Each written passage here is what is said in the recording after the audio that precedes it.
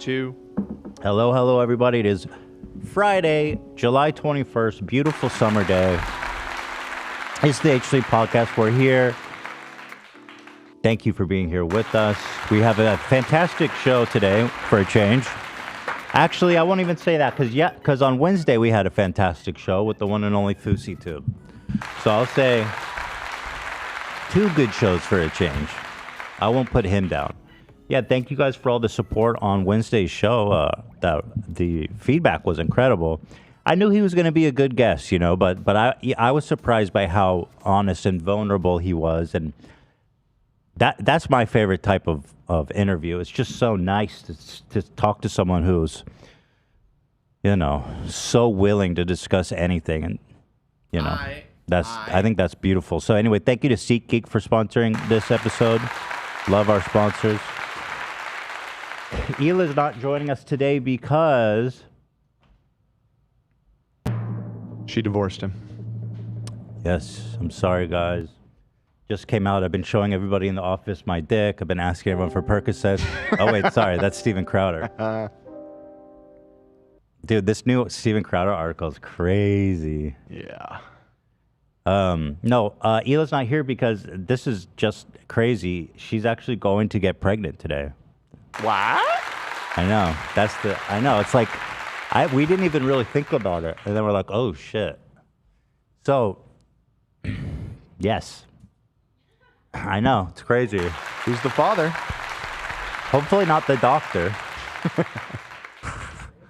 Sneaking his semen in. Mm-hmm. Fuck that. No, but you guys will enjoy this. So, you guys know that we had like 6 boys and 1 girl. We did the girl last month. It didn't stick. So now we have all boys.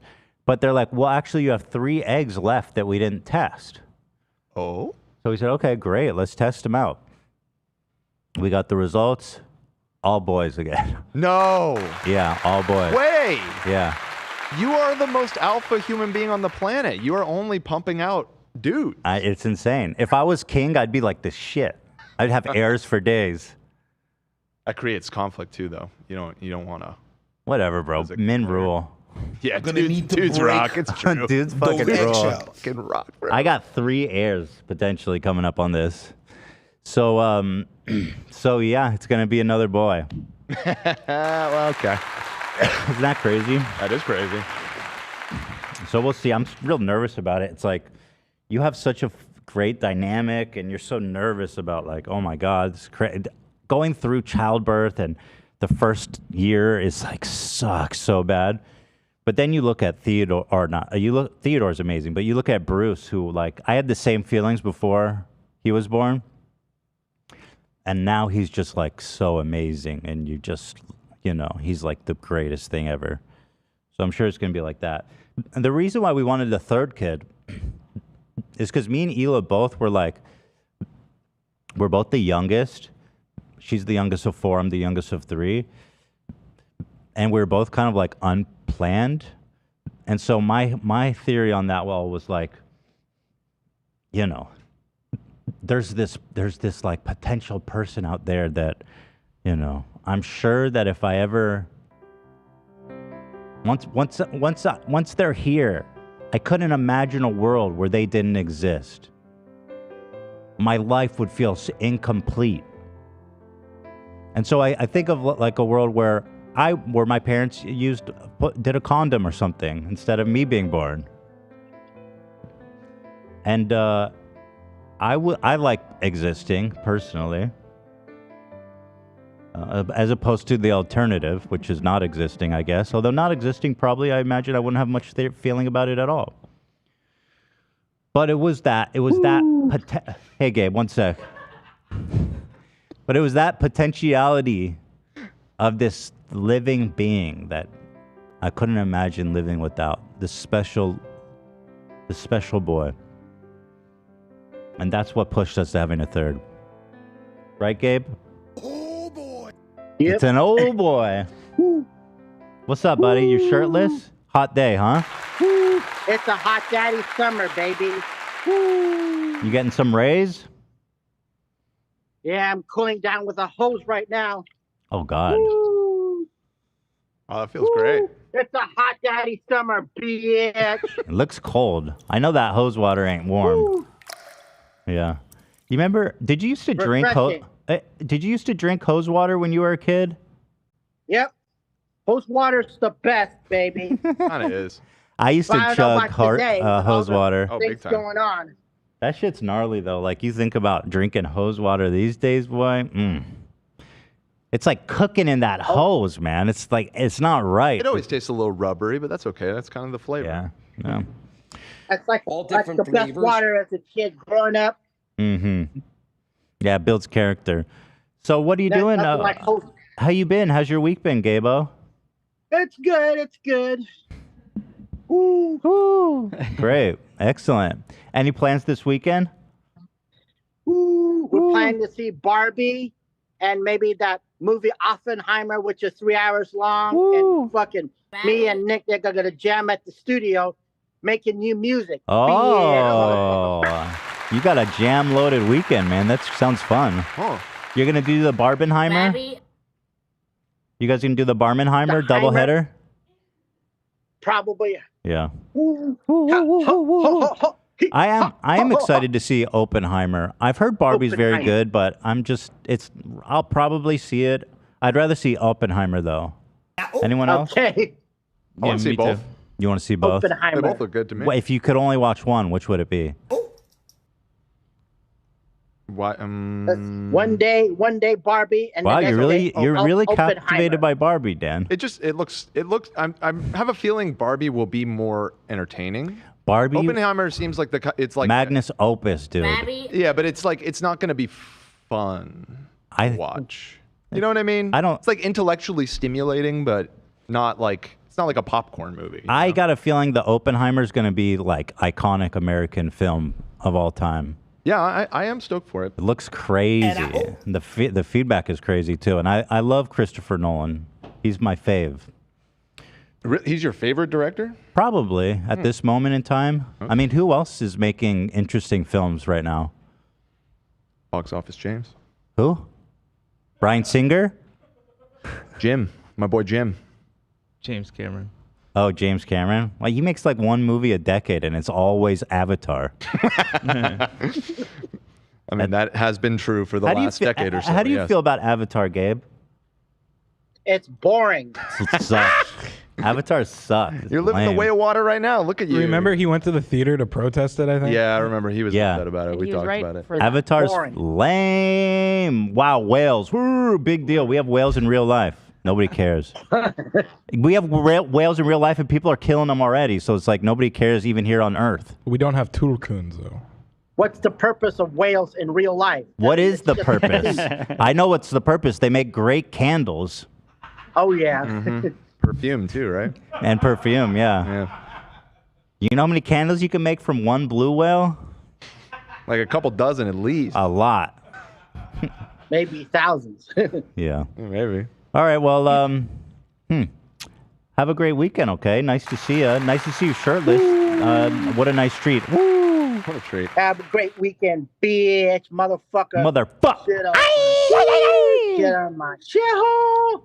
My bitch, shit in my motherfucker. tit. Push shit in my ear, both of my ears, so I can't, and so much that I can't hear. Shit on my booger hole. My butter hole. motherfucker. Booger hole. Okay. I like butter hole. What would the butter hole be?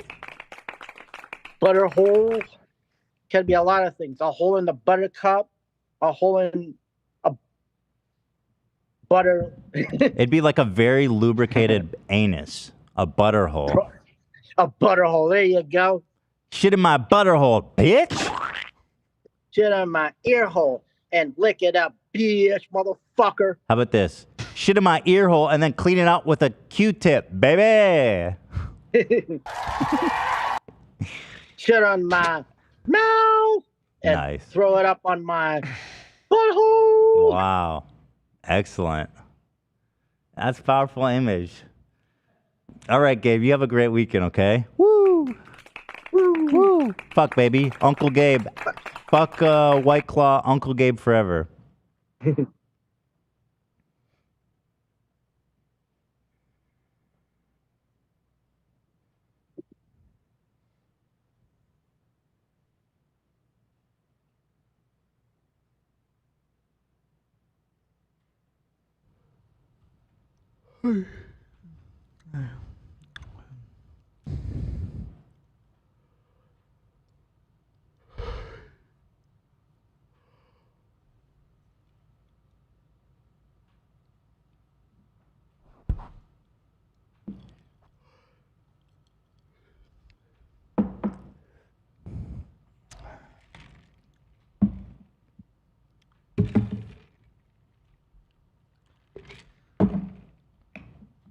Seen online, a butterhole's an individual who tends to stay home, whack it to comics and the Weather Channel.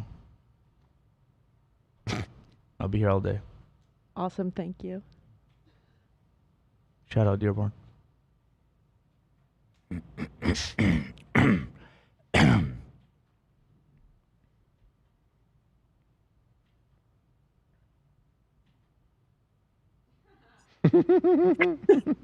Oh, I got you finally. I Oh. had one coming. I needed that W, Gabe. Thank you. That was a great Yeah. cut, Ian.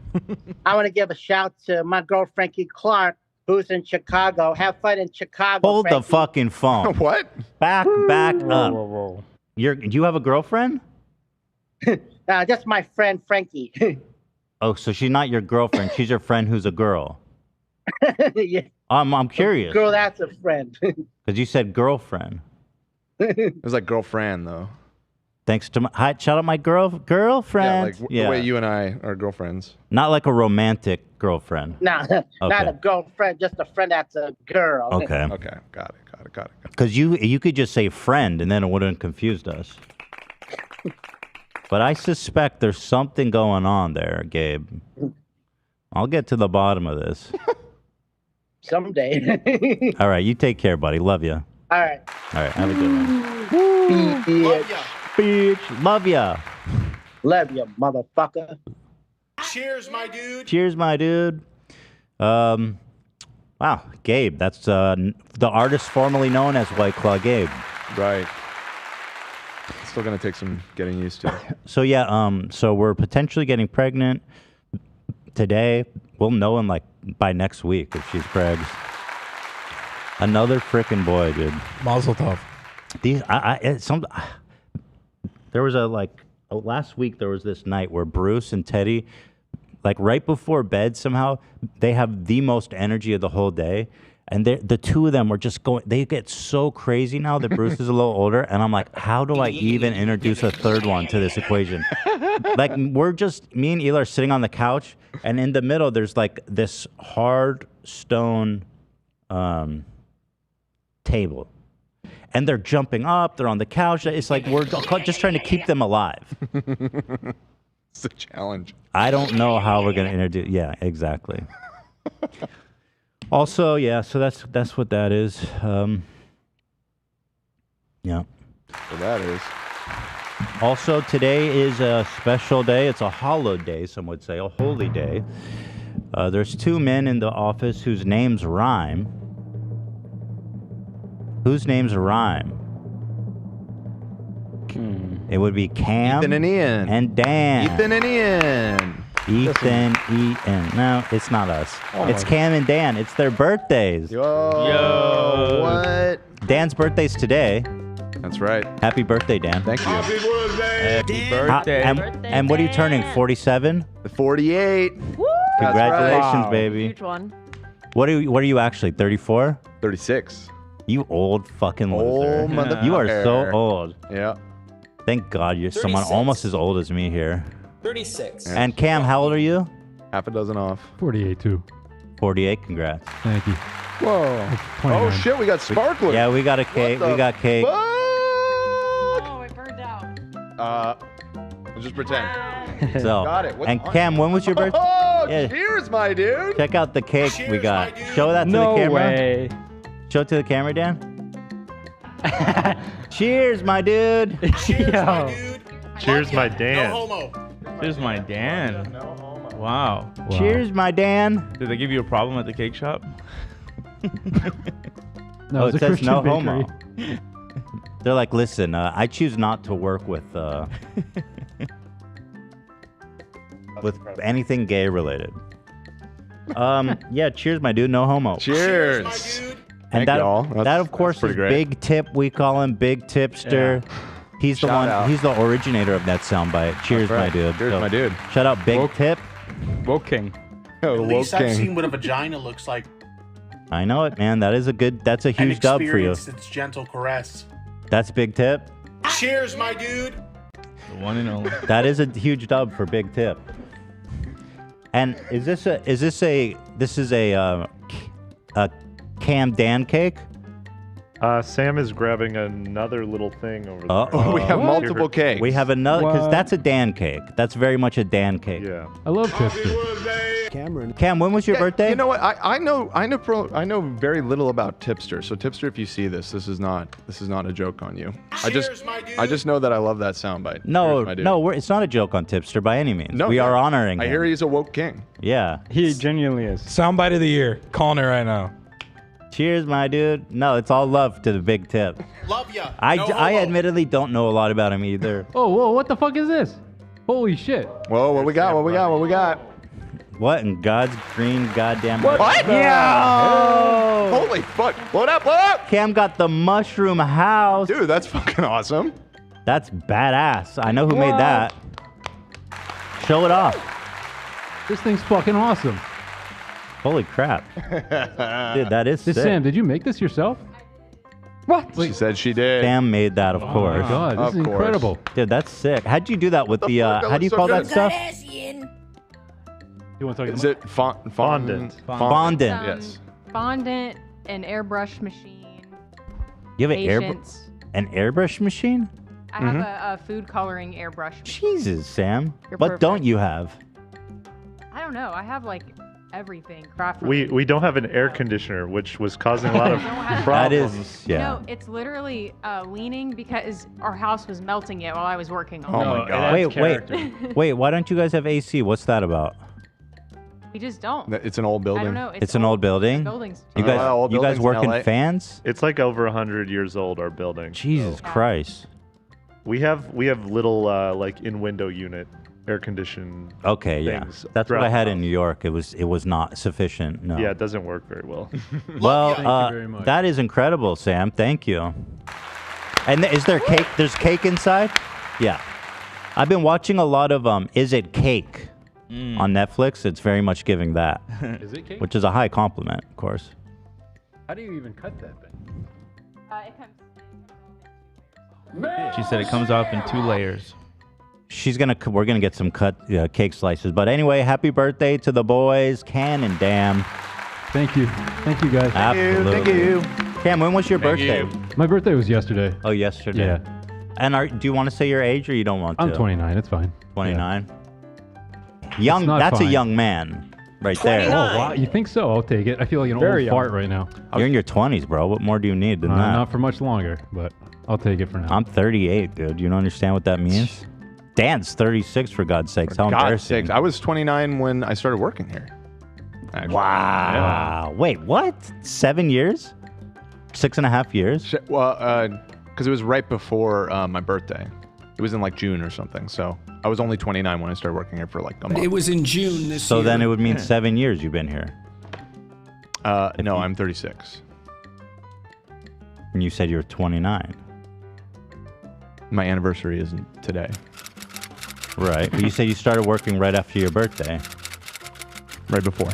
So then if it's your birthday now, we're going to crunch the numbers and it's going to be 7 years. Am I crazy? No, next year is 7. right? Next year is 7 years. What? You say 29, so you go 30, 31, 32, 33, 34, 35, 36. Count those. Right. That's 7 numbers. That's 7 digits that are up on my hand right now. It's a good point. Okay, maybe I'm wrong about that then. Ooh. That's 7 motherfucking years. That's crazy. Yeah, that is insane. I feel like I haven't been conscious for that long. Dan is the man. What can I say? He's been with us for so long. Good man. Are you you're having a hard time with that 7-year figure? Yeah. Dan? Yeah. I mean, how am I wrong? It's 7 years. I guess you're right.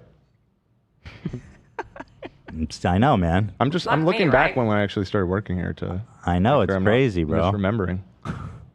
Well, you did just have an anniversary, though. Yeah, like last month, like I said. Yeah. So was that your 7? I thought it was your 6-year anniversary, but it was your 7-year anniversary? This is we're having existential crisis. It's the 6-year anniversary. You confuse me so much with what you're saying. But wait, no. What I was saying made sense. I didn't want to get into an argument with you before I knew that I was right. How am I wrong? Because I started in 2017. It's the year 2023. It's 6 years. Jealous? Wait. Say that again. Go ahead. I started in 2017, 2018, 2019, 2020. No, okay. 2021, 2022, 2023. Okay, now I'm confused. Let's just move on. I don't. He's old. He's getting old. Listen, our brains are getting old. It's hard. We don't think so good no more. So actually, we have a really fun episode, and Colleen Ballinger is in the title again. And listen, guys, I don't like doing this as much as you guys don't. But I mean, first of all, y'all keep clicking for it, dummy. So don't get mad at me. But I do love talking about it. But we have so much other stuff going on today on the show. We have the Sour Challenge, which we'll be doing. Apparently, this is owned by FaZe Rug, which hell yeah! I'm not here trying to support FaZe, although I like Rug. Blanks. Love you with me, but right? I was like, damn, that's actually a good idea that he did that. So shout out to FaZe Rug. Yeah, shout out FaZe Rug, I guess. We also have Oliver Trees calling in. I don't know why. His producer calls. He goes, Oliver wants to call in. I'm like, okay, I guess. I don't know. He has 2 minutes. I'll start the timer. He's actually here. Do you want to just knock that out right now? 2 minutes? So we're doing the Scorpion Chair Memorial. We're doing the NPC TikTok trend. And lots of... And you put together a PowerPoint, didn't you, Olivia? I have like a little thing just in It's case a little we want to go presentation. over. Yeah. Yeah, because there is some Colleen updates. But yeah, let's talk to Oliver, I guess, if he's here. Not that I don't mind keeping him waiting. If there's one person... All right. You're in LA wearing that right now? Weirdo, freak. What? What did you say? Did I stutter? Bro, I'm not in LA. I'm in Nova Scotia right now. I'm back in my parents' spot. Oh, Nova Scotia. You're not Canadian. What? I am. You grew up in Santa Cruz? No, that's incorrect. I grew up right near the border in Nova Scotia, Canada. All right, what do you want? What do you want? I don't care. What do you want? I just wanted to congratulate you, my fellow skinny legend, Oh, dude. thanks, bro. Freaking That's nice. good. Thank you. It's awesome. Hey, Oliver, as I get skinnier, you get fatter. Isn't that great? I was gonna say I've been moving up weight classes and tax brackets, baby. Let's go. Yeah, that's funny. But we'll get together. We'll get you. You know what I mean? We need to both be healthy, and so that next time we box, it'll be a fair match. You know. I know. I feel like we're moving into different weight classes, though. I'm in the heavyweight. You're gonna be down in the featherweight. By the way, Mark Rubier, an actually talented musical artist and friend of the show, tweeted out, "My dear bro, H3, he tagged me. Look at this felt motherfucker. YouTube served me your stream from earlier today. I feel like I'm looking at 2016 Ethan.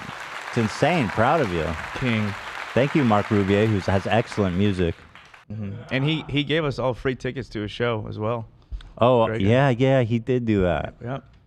So, okay, thanks for the congratulations. So, all right, talk to you later, buddy. No, don't go anywhere. I have a couple things I wanted to run by you. Okay, see, I knew that there was some other shit. Okay, go ahead. It's funny you talk about this free tickets to a show because I'm actually going on tour, a world tour, and I want you to come. And you're giving them out for free. Tickets. Okay. For you. Are you coming to, where are you playing in LA? It depends how far it is from my house. We're not doing LA. We're actually not doing America at all. We're doing Europe, UK, Australia, and New Zealand, and I got free tickets for any show of your choosing. Same with anybody in the crew. Gee, thanks. So, are we going to be there? Are we going to be there? What's going on? Yes, put some tickets at will call for all of us. We'll be there at every show. Just like last time, man. Remember when I gave you and the whole crew, and then all of a sudden you mysteriously didn't show up? Bro, I don't remember that's not how I remember it exactly. I know there's some conflicting reports. Because I remember texting you and your guy, and we're like, we're coming, and you guys were like, crickets. So I wasn't sure. You texted me, and I texted back immediately. I said, hey, you're good. Don't worry about it. We got you. And then all of a sudden, there's 20 spots in the guest list for you and your entire crew and their families. And then Sophie's there, and I'm like, yo, the show was sold out. And it was actually a very, very disrespectful thing. So I wanted to have you publicly apologize for that, actually, if we could. Well, to be honest with you, we usually, when we go somewhere, we need at least 80 guest tickets because Zach brings quite an entourage with him. San Diego's sold out. 20 limit guest list, by the way. Just for I love it. Wait. What's that? Man. My San Diego show. What about it? It's sold out. Wow, congrats. Thank you. But there's only 20 guest list spots. I made that very fucking adamant. No plus. No bullshit. 20, that's it. That's what I'm talking about. Good man. Dude, congratulations. How many seats you saw in San Diego? I think it's a 250 cap room. It's a smaller club, but that's going to be so fun, though. Yeah, Good for you, bro. Thank you. You hear that, Oliver? There's actually a musician in here selling out seats. Amazing, man. I've always been such a big fan, Zach. And, if you ever want to come to one of my shows and see what a real concert looks like, you call me because we got tickets for you. Wait in that will call. So what do you want to do? You want people to go see you in those spots? Well, I would love that, actually. Yeah, we're doing a pretty crazy extensive tour. Name one Zach Lewis song. Wake Me Up Before You Go. Correct. My Wham, my George Michael here, like. All right, well, guys, you can go ahead and go to olivetree.com to pick up tickets. That's not the fucking website, dude. As you guys can see, he also sells Bible app for Bible study and stuff. So it's actually a one-stop shop, olivetree.com. No, it's olivertreemusic.com. Well, this is just easier to type in. It's shorter, olivetree.com. And Bro, here's millions of people. Don't do this again. Now, This is not cool. you have testimonials here, which is really strong. Kurt That's Wallum, not my website. Grammy award-winning musician, says, my day starts and many times ends with Olive Tree. Oh, he's a big fan. The app is intuitive and easy to use. I use the French and Spanish translation in tandem with English. The notes and resources are right on point. Bravo. Hey, seriously, stop. Can you seriously knock it off and just go to my website, maybe read off some of the places I'm playing? That's just what I did. Wait, hold on. I literally just did that. It's Oliver Tree Music. Are you finding that website, Dan? Send me a link if you find it. Oh, wow. That does kind of look like you on there. I'm not sure if this is it, but... And are you going to be having a trapeze during your show? Are we going to get like an elephant standing bit? Maybe some clowns? Funny you say that. Yeah, we're actually going to do, it's kind of like an intergalactic talent show kind of vibe. Mixture of a TV show, a movie, a concert, and a play. And I'm very, very proud. We're actually losing money to do this tour. Can I ask you a serious question? Is this the only place you sell tickets to your shows? I mean, like, it seems like every time you got to sell some tickets, you come here. Otherwise, I don't think anybody would be at your shows. Clown. That hit you hard, huh? That hurt? That one hurt. Truth hurts, buddy. That's not cool. Can we at least get a code H3 so I could get some affiliate shit going? Yeah. I got you some free merch. I'm actually doing tall beanies now, and I've been designing some big coats for winter. Can you send me his URL, Dan? I wasn't able to find it. I did. Sent it. Oh, you did. Thank you. So Olive Tree Music. Okay. So let's see. Is this it, though? I'm still a little unclear. Where do you buy? Is it. Where do you buy? You sure? Oh, yeah. It should be the /tour. I don't see anywhere to click. Why? Oh. How do I buy tickets? Album. Basically, my album was announced. I've got an album coming out, Alone in a Crowd, and I'm really excited. I've been working on it for 3 years. And then yesterday, dropped a music video, the second installment from the album, One and Only, and I'm very proud of it. Went to film it in Serbia, and I think it's some of my best work yet. I'm very, very excited about it. But how do I buy tickets? Oh, thank you. Oh, I got the mouth. This is an honored piece. Thank you, my dude. Cheers, my dude. Love you. Cheers, my dude. Wow. All right. Is there anything else? I actually have a lot of Eat all to do that? today. What? You gonna eat all that? No, probably not. Yeah. I was also we're selling vinyls. So the album is actually doing hey, can we cut back to me? Can you we don't need to see that clip right there. I don't know what that has to do with anything. It's just some kinetic sand to Your boy. Basically I started working back with the label. You ever and play Subway Surfer? This guy, Sean Schneebly, who works at the label, he actually recently just told me that the vinyls will be coming out the day of the actual album release. Crazy. So pretty big deal because when we did it initially on the first album, it took 9 months during COVID. But That's crazy, bro. can you turn off that fucking screen? I don't know what you're talking about. It's gone now. Go on. No, everybody's listening. Go ahead. It's gone. So we're selling these crazy bundles with these vinyl packs. And can you cut back to me really quick? I have something important to say. That's crazy, dude. So we're trying to take this thing number one. Right. I'm really excited about this. And Ethan, What? I want you to know this. I've been Right. That's crazy, dude. I can't believe that. Ethan, listen to me. Okay. I've been traveling the world, right? I've been on this tour from Nova Scotia all the way to Dude, Europe. that's unreal. I know. That's what I'm saying. And bro, it's crazy because I met so many. All right, well, it looks like we're out of time, Oliver. There's so many fans Thanks out for calling there. in. As usual, it's always a pleasure. Listen, wait, you gotta hear the new song. It's so epic, dude. Alrighty. Drop. Sounds good, buddy. Please don't go anywhere. Get the tickets. Olivetree.com. Pull the website so they can see the dates, the actual shows. We pulled up the website. There's no dates. You in the UK, everybody in Australia, New Zealand, all the All right. HC fans, Take the care now. HC fans who are not fans anymore because you're a fucking dick. You fucking asshole. I appreciate that, all right? You take care. I can't see myself on the screen. All right. Nice to hear from Oliver Tree, as usual. That was one of the best calls we've had with him. I was just eating the cake and enjoying the voices of Nelk. I mean, he's palatable with that. How's he going to send us to a link without any ticket? How am I supposed to buy tickets, dummy? There's literally no link. Like, come on, bro. Oh, look at that. If you type in /tour, like he said, you actually do see the dates. /tour? Yeah. Okay, I'll trust. I'll let people do that. Tour. Okay, cool. Bye. Should have a link to it on his main URL. Like, shouldn't have to explain that to him. But okay, whatever. Moving on. So let's talk about Fousey. We had this great interview with him on Wednesday, and we've all been debating how long before he gets banned. He got banned. What did he get banned for, and when did he get banned? It's a suspension, not a ban. He got banned around 3:30 a.m. Last night? Yeah. For sleeping? No. It was. He showed me the email. It was like sexually suggestive content. I think he's not sure exactly actually what moment it was. He showed dick. He did show dick. It wasn't that because it timestamped it from last night's stream. Yeah. Oh, something happened last night. Yeah. And he doesn't know what? Mm-mm. I'd love to know what it was. Maybe he would beat off in his sleep, like he mentioned something like that happening, potentially. All right.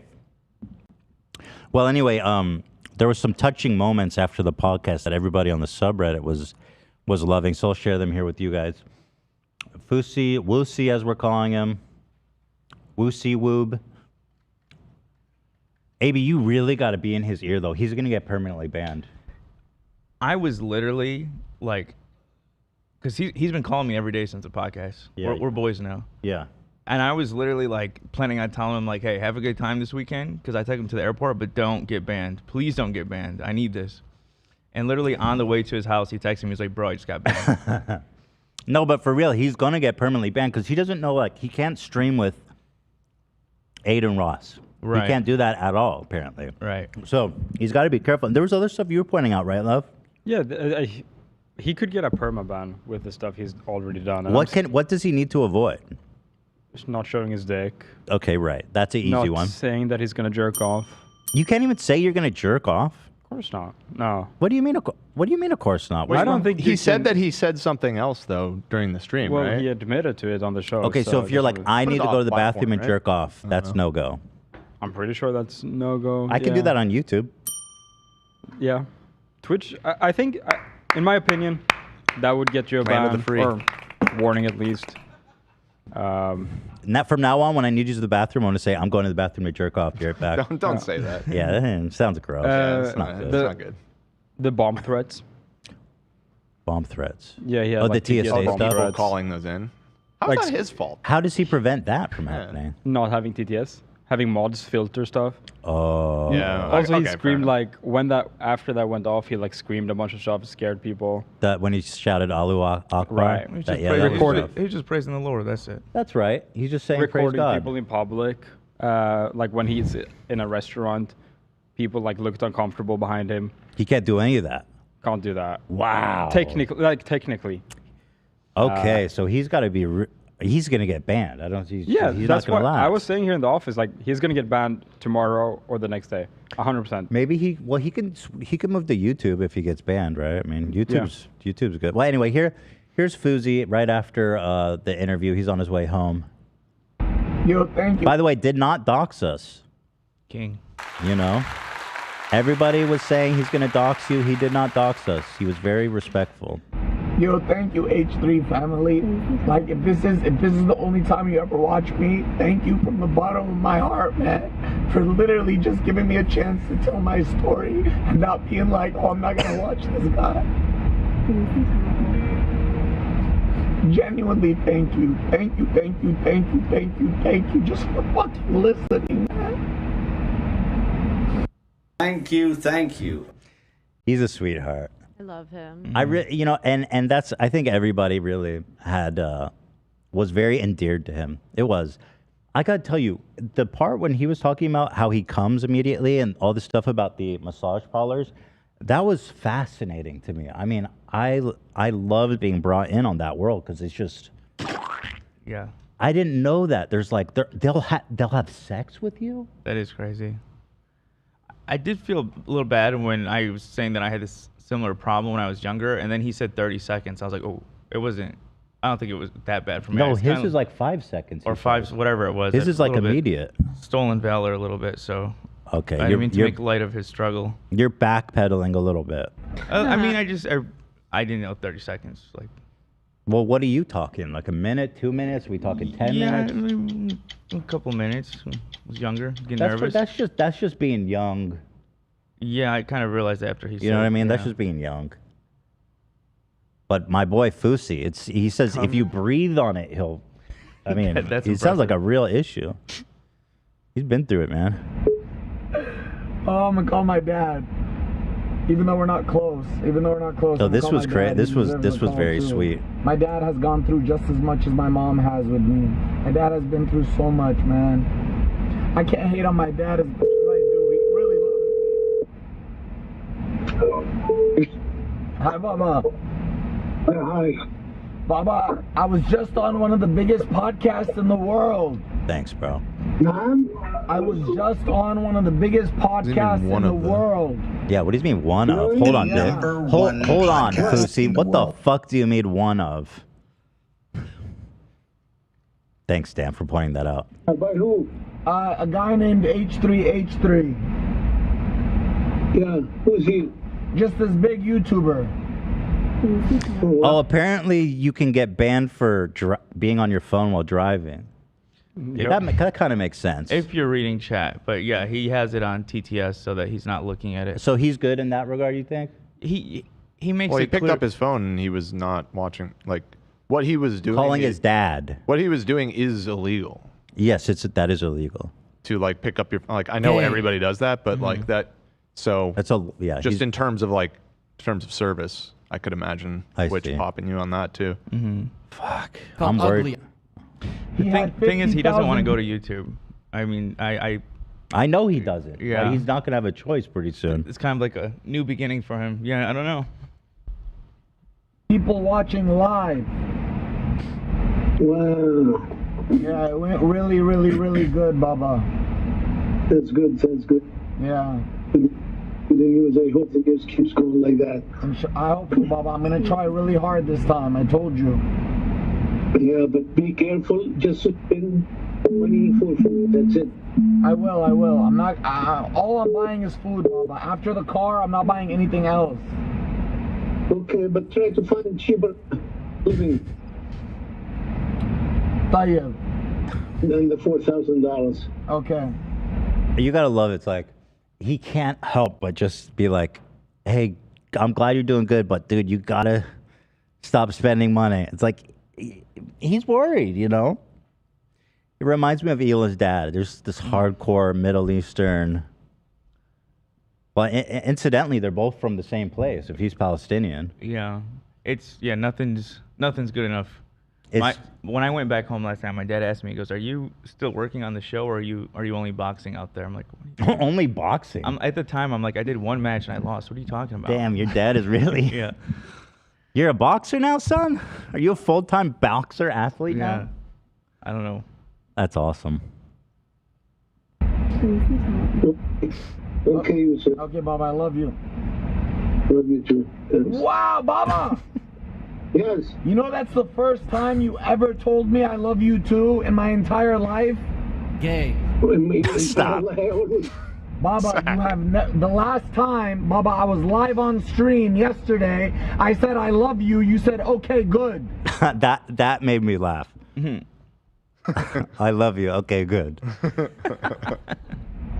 Maybe I'm thinking of something. That's the first time you've ever said I love you. Listen, I love my kids more than myself, Yusuf. I know that. Believe me. I know that. Yeah. Maybe I don't show it, but even one of you wants my eye, I'll give it. Swear to God. I know, Baba. You're always the best father. Thank you. Bye, Baba. Peace and love. I get my mama? Yeah, I did. Okay. Take care, Yusuf. Take care.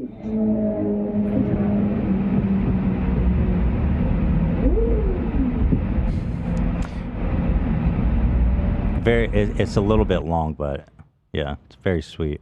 Ripped my heart out of my chest. That was so beautiful. Yeah, it was so sweet. His dad didn't even deny it. It's fun. Oh. His dad seemed sweet in this phone call, but I think he got him. Those Middle Eastern parents, they're hard, man. They're hard asses. His dad used to be in his videos a lot. Oh, really? Yeah, many years ago when I used to watch him a lot. He's really funny. His dad? Yeah. Sounds funny. Yeah.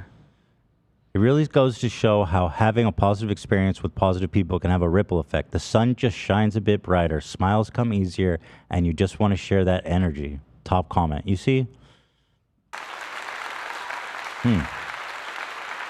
Beautiful.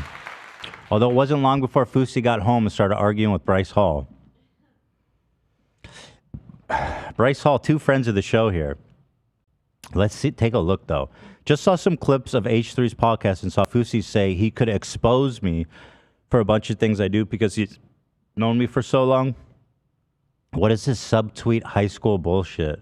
Don't say you know shit about me, then proceed to say a bunch of nothing, you old twat. Old? I mean, with the old stuff. Come on, Bri. Your best friend is Ryan Kavanaugh. How old is that dumbass? If he thinks Fousey's an old twat, what does he think about Kev? Okay, Fousey responds, God bless you, broski. Best of luck on your BKFC fight. Okay. He found out about this tweet right before he was about to enter his therapy that he does. Yeah. And he was in the waiting room. You know, he had the support from his friend. I forget her name, but they're like, just let it go. Just let it go. Love or hate dies, love wins. Yeah. What did he say about Bryce? He said something like that. Okay, let's go. Yeah. All right, so listen, we got Colleen in the freaking thumbnail again. I keep being like, girl, stop talking so I can move on. But you guys can't be mad at me, right? Like, I mean, come on. Yeah, you guys eat it up. And frankly, I love it too. But it gets a little embarrassing that I have to keep putting it in the title every time. But I'd be a fool not to. You know? All aboard! All aboard! It's the Colleen View train. Spread I it think I out. lost the tone a little bit. All aboard. Fuck me, right? Okay, so actually, here's a follow-up from our coverage, and this is actually pro Colleen Ballinger. In fact, I was thinking about titling this Colleen Ballinger's 100% Innocent. Was that too dicey? It's true in this case. Mm-hmm. So we did a test because Colleen's lawyers and her were claiming that she never went and claimed people's videos. And so we said, okay, we can find out if that's true or not. So Dan went on CD Baby and he's like, I'm going to claim one of your songs. There's zero proof, zero evidence, random information. So we went to the site, put in totally unidentified information, and then we said, we owned this song by Ethan Klein. And guess what? Last night... To be clear, just to be fair to CD Baby, it wasn't totally random. I just used your information, but nothing that isn't publicly known. Like just your name and general info about you. You know what I mean? But I don't even know that they even care. You could have just said your name and your birthday, and they'd be like, cool. Right, and it wouldn't matter because I could have just put in Colleen's name and put up the Colleen song and pretended I was her. Well, we don't know if they actually care about that info or not, though. Yeah, but I'm just that was the way I went about it. I put in that I am Ethan Klein and this is my song. So last night I got an email from YouTube. Is it in here? Should be. You guys not? The claim? Yeah. The claim is in the next link. And the drum roll. Check this shit I got. I got claimed because of that shit. Can you believe how dumb that is? So I gotta say, I think this 100% acquits Colleen. Yeah, see, it says you were claimed by Ethan Klein. It says it right there. That's insane. Like, I don't know how something... And I gotta say, Colleen got a lot of shit for this. And I don't think she did anything. Right. She's... Clearly not the worst thing she's been accused of in the past few weeks. I feel like... Yeah. Yeah. I'm not a groomer. Like, whatever. I'm just a loser. You didn't claim your horrible song that you did actually write and perform and post. Not that big of a deal. Right. Fair, in the scope of things. But what I do... Well, it's the one thing their lawyer seems to care about. But the one thing I'll say is, CD Baby, they need to be held to account for this. As long as it's entertaining. You know why they call it CD Baby? It's not CD. It's like seedy, like a seedy bar. Shady Baby. That's a pretty good play on words, don't you think? CD Baby, I see. It's a shady baby. Okay. I was stunned by this, frankly. Stunned. And we thought, oh, maybe they got wise after the Colleen thing. Claimed my fucking video. Oh, and here's the best part. You can't drop it. If this happens, you cannot drop it. They says the quickest way is just dispute it through YouTube. So if this happens, you have to wait 30 days for this dumb shit to be cleared. And you're just relying on, I guess, a CD Baby employee taking a look at it? I don't think so. I think it just expires. If nobody responds, it gets released after 30 days. I see. So it doesn't even have a human touch anywhere. Yeah, I was shocked. I thought for sure because, in your account on there, it gives you the option of do you want to sync your stuff with YouTube and collect revenue from there, which basically means they start claiming on your behalf. I figured there would be some sort of dashboard or interface where you could see the claims. No, it's completely out of your control, out of the artist's control. And what's interesting is you didn't put in any payment information or anything. So CD Baby is collecting the revenue for this to somewhere. Right. They're taking the money somewhere. Right. Yeah, I guess theoretically I would get paid out if I finish the process of giving them tax info to pay me and everything. This is a real problem. And I just, here's my dispute. Hey, dumbass, this is my song.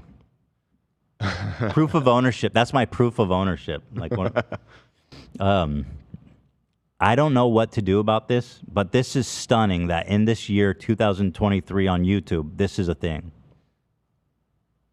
Like, can I just go claim a Taylor Swift song? Claimed by Ethan Klein. So here's the thing. There was So when you go to publish it and you type in a name, like I typed in Ethan Klein or whatever, and it gave me a number of existing accounts on Apple Music and Spotify, yada, yada. And if I wanted to apply it to that. And then there was like a review process. If it was somebody like Taylor Swift or something, I'm sure they have it blacklisted that like random people can't. So I got to try to find the most famous person that's not blacklisted and steal every one of their songs. Right. Well, no, and see you didn't have, I guess, an Ethan Klein Spotify account. You do have some of your music on Spotify, but it's listed as The Jokes or something, right? Yes. So it just created one and threw So it on. you own the Ethan Klein I own library. Your library. Thanks, I bro. do. I'm suing you, by the way. You'll be served soon. I know where you live. But yeah, it seems very not totally thought out, this whole process. And frankly, I mean, I'm sure you agree, but it seems like it's just as much of a YouTube problem as it is CD Baby. YouTube just makes it so easy for people to get away with this. Yeah, I'm trying to think. I mean, okay. Like that they can just come in and claim something without any proof. They need, I think both parties need to be looking at this seriously. Yeah. I think YouTube needs to be looking seriously at these huge mega claimers. Mm-hmm. The problem is YouTube really, they're complying with laws.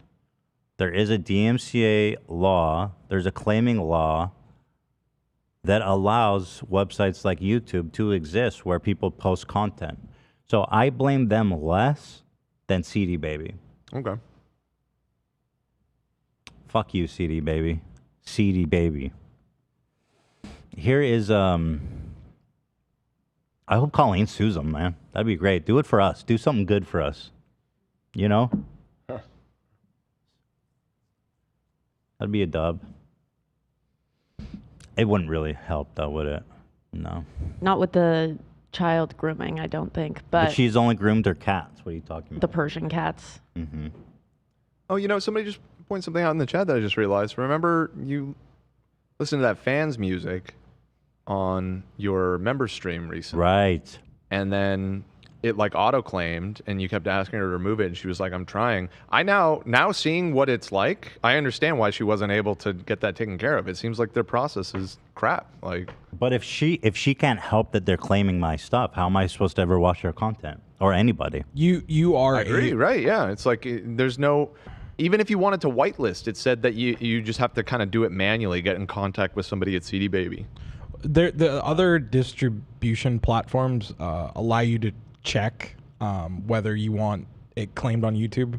So well, I there think was CD that option Baby here is- too, Yeah, but it was an all or nothing thing. It was either it's on and they claim everything, or you just turn it off and it doesn't touch YouTube at all. I know Those are the only two options. The one I use, you are able to whitelist certain. Okay, I mean, which one is that? better. Let's plug them. DistroKid. That's There it DistroKid. is. Okay. Disco. Well, there you go. They got a better system. Yeah. Kid. Here. Disputing, releasing, and handling monetization yourself. When to contact YouTube. The best and quickest way to have CD Baby release a claim is to dispute the claim within your YouTube account. Thanks. You mean you do nothing. This link shows you exactly how the process works and the steps you take within YouTube. Bro, you're stealing my money and just taking it into nothing. It's shocking. It's shocking. So that kind of blew me away. So there you go, Colleen. Eat your heart out. But the next stuff we've got, not as good. Not as good for her. All aboard! So we have a little bit of a mini PowerPoint here. Yes.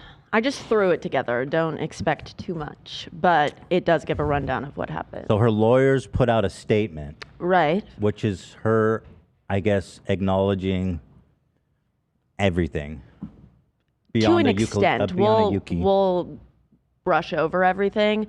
But Variety released an article pretty much in support of Colleen, and the only people they reached out to for comment were Colleen's legal Wait, what? team. I didn't read that. Yeah. They didn't reach out to any of the They kids. put out an article supporting her? They didn't. This article that I'm going to take you through, they're pretty much like, it's a puff piece. And they didn't reach out to Adam. They didn't reach out to Johnny. They didn't reach out to anybody. Variety? Yes. That's insane. I mean, it's just like James Charles had that puff piece just the Yeah, other day. it's like the Cosmo. All right, let's see. Okay, so in Colleen's defense, gaslight, gatekeep, girl boss, groom. Allegedly. So Vanity Fair released an article, How the Miranda Sings Colleen Ballinger Scandal Went Off the Rails. All aboard!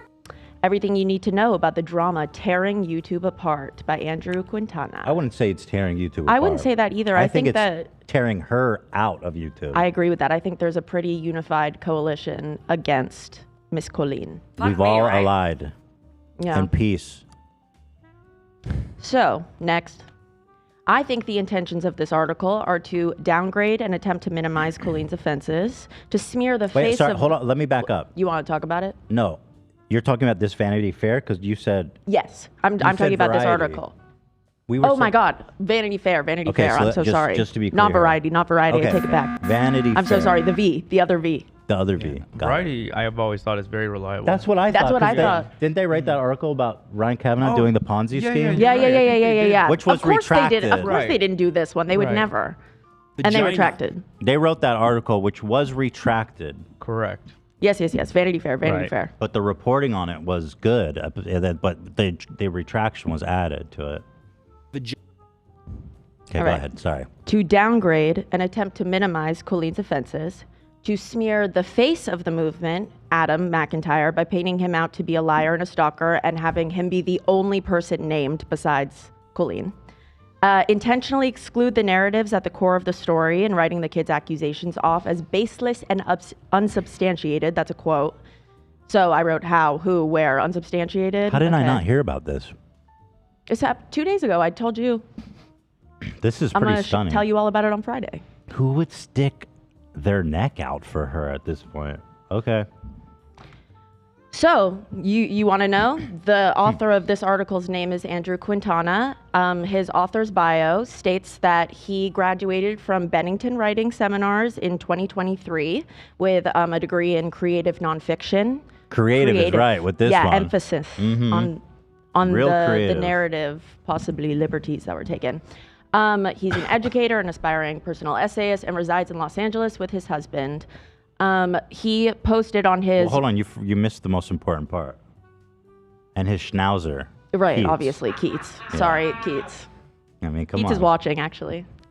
Shout out Keats. So before Andrew privated his Instagram, he posted a tweet about the situation, or he posted an Instagram about it and said, misinformation online is rampant. Only believe in trusted, reliable sources. I've been reporting on this topic for the last week. Link in bio. So he's the only trustable, reliable source what on he's this saying. one. Yeah. And he also, before anybody is like, why are you talking about this? The author, he tagged Adam deliberately. So I see that. yes. And then when he got pushed back, he went private. So he's already been like bullied out of existence. I mean, bullied out of existence or like told to retract. You know what I mean? Here's what I'm gonna say. I had nothing to do with it. He's already private, baby. Yeah. Nobody say I did shit. Yes. Listen, I always say this. Do not bully people. Do not go after them. Anyone we talk about on the show, do not go and cause them shit. That being said, he's already private. Nobody can put this on me. Dummy. Also, he chose to write this article and put his name on it. True. Do we dare take a peek? We dare. We dare. So I have pulled, yes. So this article uses coercive and misleading verbiage. Wow. For example, when stating Colleen's offenses, they say, buried into, like sandwiched in a sentence. Ballinger would be accused of everything from performing a Beyonce song in blackface to texting a sex worker's nudes to a minor.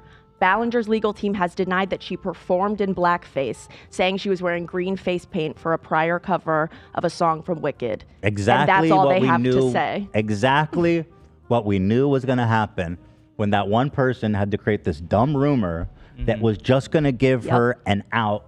To be like, look at this shit, totally fabricated. Like and to not use syntax to like totally deflect. so lame that that the person who put that out there did that.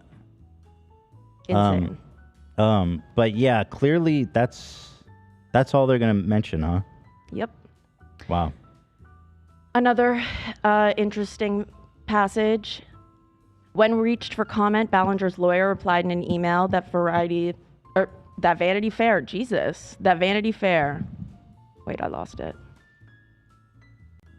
The Vanity Fair's inquiries were simply a regurgitation of the baseless and unsubstantiated claims that other media outlets and individuals on social media have reported previously. So they're saying that the accusers. Yeah, they're saying that things that Colleen has been accused of are baseless and unsubstantiated. They're substantiated. They're pretty substantiated. I've seen lots of receipts. HuffPost verified some stuff. Yeah, we've seen. They're substantiated, guys. And they're based. Agree. And substantiated. Based and substantiated. So moving on, the article paints Adam McIntyre as their villain, introducing him and saying that McIntyre established a new YouTube identity as Ballinger's whistleblower, frequently posting videos and racking up hundreds of thousands of views by commenting on the hypocrisy of her every move. Meanwhile, blah, blah, blah. So Adam, in a video, responded to this exact claim, and he said, how is it that I have over 1,000 videos and 88 million views, but only a handful of Colleen videos? Well, who cares? It's his right to make as many Colleen videos as he wants. 100%. Yeah. But they paint him out to be like a crazy stalker. Right. Yeah. Right. Let's see what he says. Legal team. They're trying to paint me as a stalker. They're trying to paint me as a liar. They're trying to paint me as obsessive weirdo who's just bent on destroying her for no reason. Go fuck himself. Meanwhile, Ballinger continued to work on her YouTube channel. Is that the part? Or should I? No, keep watching. Okay. Meanwhile, Ballinger just lived her amazing life. Do you want to talk about the fact that within those years she was in group chats talking shit about me in the new Weenies? Oh, this isn't even out yet. In more to come. The Weenies group chat that she only laughed a couple weeks ago, in which she was talking about my drama videos that were unrelated to her in it. She was watching me more than I was watching her. But do you want to include that? Do you want to talk about the fact that, yeah, those haven't came out yet. Do we want to talk about... Hold on. I'll wait. So now he's looking for screenshots that he has a bit of trouble because there are names in them, so he doesn't really pull up. Give me a moment. So nothing happens. Here. Right, but he does let us know that there were 2 Weenies chats, apparently. We only knew about one. There's Weenies too. Adam says there's Weenies too. Holy shit. And he said it hasn't come out yet. The second Weenies chat has hit the internet. How many? Literally. How many this could go so deep. I mean, who knows how many weenie chats there were? Mm-hmm. You got weenies on weenies on weenies. Weenies on weenies on weenies. Yeah, it's really fucked up the way that they're not just characterizing Adam, although they go after him by name, but all the people we spoke to who have come out, and they're all liars. Okay. So when they talk about how this all got brought up again, they do not mention the fact that Adam... What's up? I got okay, here. Sorry, I got off. Sorry. Adam McIntyre just left a comment. We're issuing a legal letter of correction and retraction. That's good, Adam. Awesome. That's good. Good for you. So when talking about how this all got brought up again this time around, not the 2020 time around, they did not mention the fact that there was a reason why Adam was acting, and that was because Cody posted a video with screenshots showing that Colleen tried to bring him down, which is what caused his response, which caused this bigger explosion to take place. And instead of giving that preface, they say, for years, the drama was insular. It probably should have stayed that way. But on June 7th, McIntyre posted an anti-Ballinger video, as he does every so often. I'd love to know what that where does that link go to? I'd love to find. Can you send me the link? I want to read this whole thing. Like, I would like to know what is their proof of every so often. I bet you it's just a link to one other video. Go ahead, though. I think it links, if I remember correctly, it links to him talking about a drama that happened with her talking about IVF. Go ahead with the paragraph. Okay. Basically, they just said that Adam dropped another one. This one was titled "My Relationship with Colleen Ballinger." He had new details, he claimed, describing staying up with her back when they were close and listening to her talk about the... Well, is that the one where he talks about her sending him the underwear? Yeah, Adam. Because, is that the video where he talks about she sent the underwear? Yes. Because they don't mention that. Right, Adam was talking about that too. They didn't talk about the fact that she Dude, was the one who said, this "Do guy? you want this, Adam? Do you want this, Adam?" Yeah. Wait. That was like the big thing. Yeah. Who is this? This is so hacky. I wonder if he's like just a huge fan of her. Even if he's a huge fan, he knows that this reporting is intentionally hacky because he's not mentioning the most important part of the video. Even as a fan, he'd know that. Hi, besties. Here's the other video they linked to as proof that Adam can't stop talking about her. Welcome back to my YouTube channel. I hope you're having an amazing day. What do we think? Fit check? Wow. Stunning. Stunning. This is even hackier than I anticipated. Right? So this is the moment where Adam sees that when they're talking about the allegations, they say McIntyre and another former fan instead of saying McIntyre and Johnny, who was the other person who received porn from Colleen via text, but they didn't name him. Okay. Hit piece. McIntyre and former fan?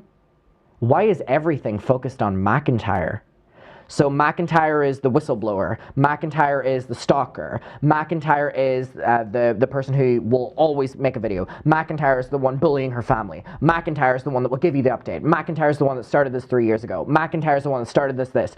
And now you're talking about someone else speaking up against a claim in which she sent nudes of the sex worker to them, and you're... I mean, of all the things that they are fucking up, this part doesn't bother me as much. I mean, I don't think they have to name him specifically. You know what I mean? I guess it's just interesting that...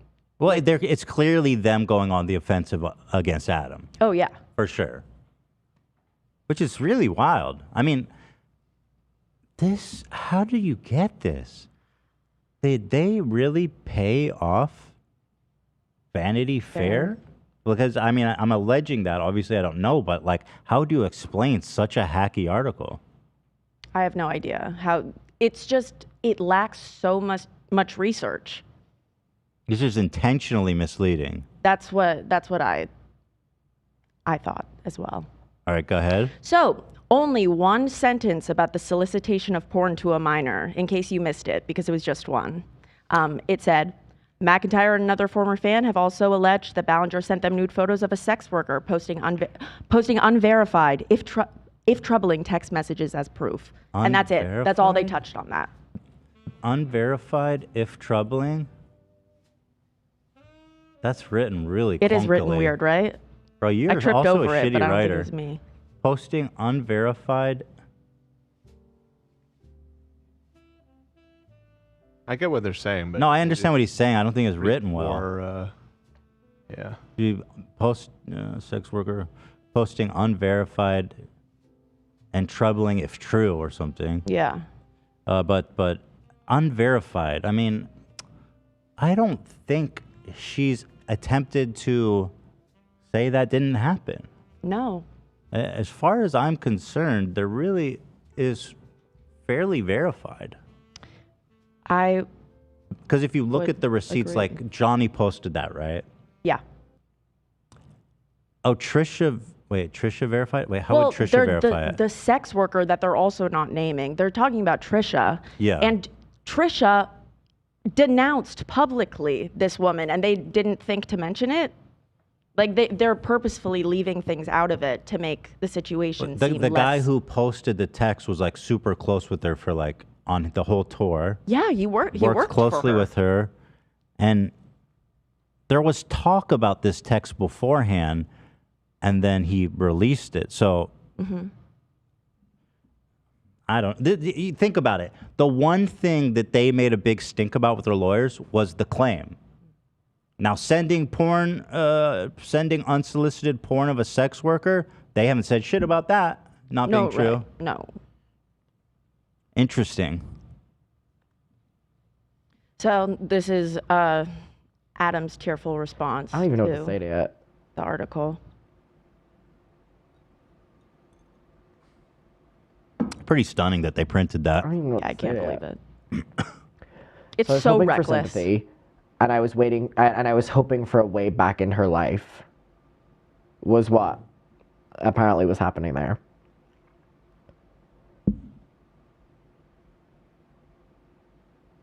Oh no. Thoughts? I mean, it's about to. This is our 9/11. For reals. The second Weenie's chat is under attack. 9/11. That's why Vanity Fair closing the article after all of this like dogpiling and lie, like flat out lying and stuff.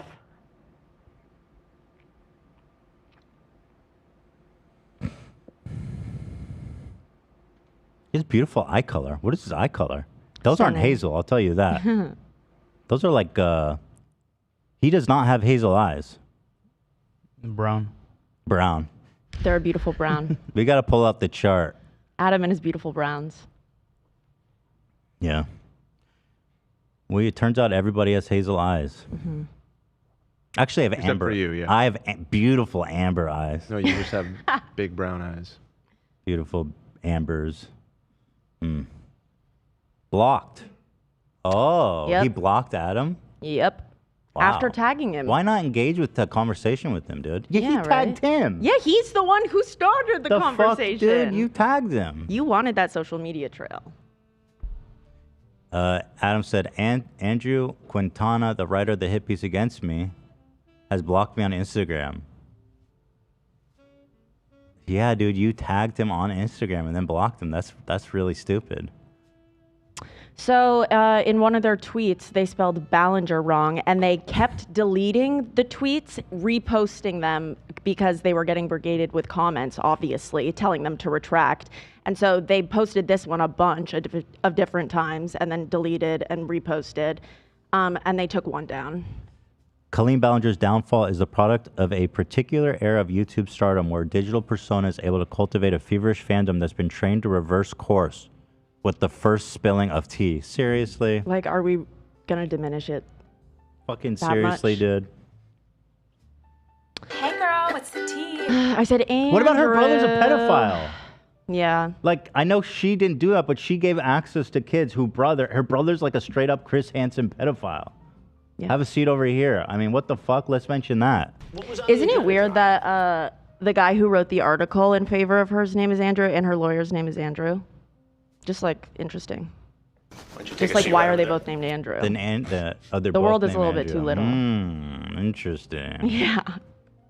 Allegedly. He's allegedly a pedophile. Yes. I know he was flirting with a child. Yes. Does that make someone a pedophile? In my opinion, yes. So no cookies for you? So no cookies for you? And then I just finished it with this Adam tweet. Dear Vanity Fair, your journalist Andrew Quintana published an incredibly defamatory article about me and includes many statements against me that have been proven incorrect, and it is a very malicious attack of character, and I would like to know why an article so factually wrong would be approved. Oh, well, they have editors. They definitely know it was posted. Yeah. So, that's the update. Second Weenie's chat. Yeah, I showed that already, Dan. Yeah, thank you. Still funny though.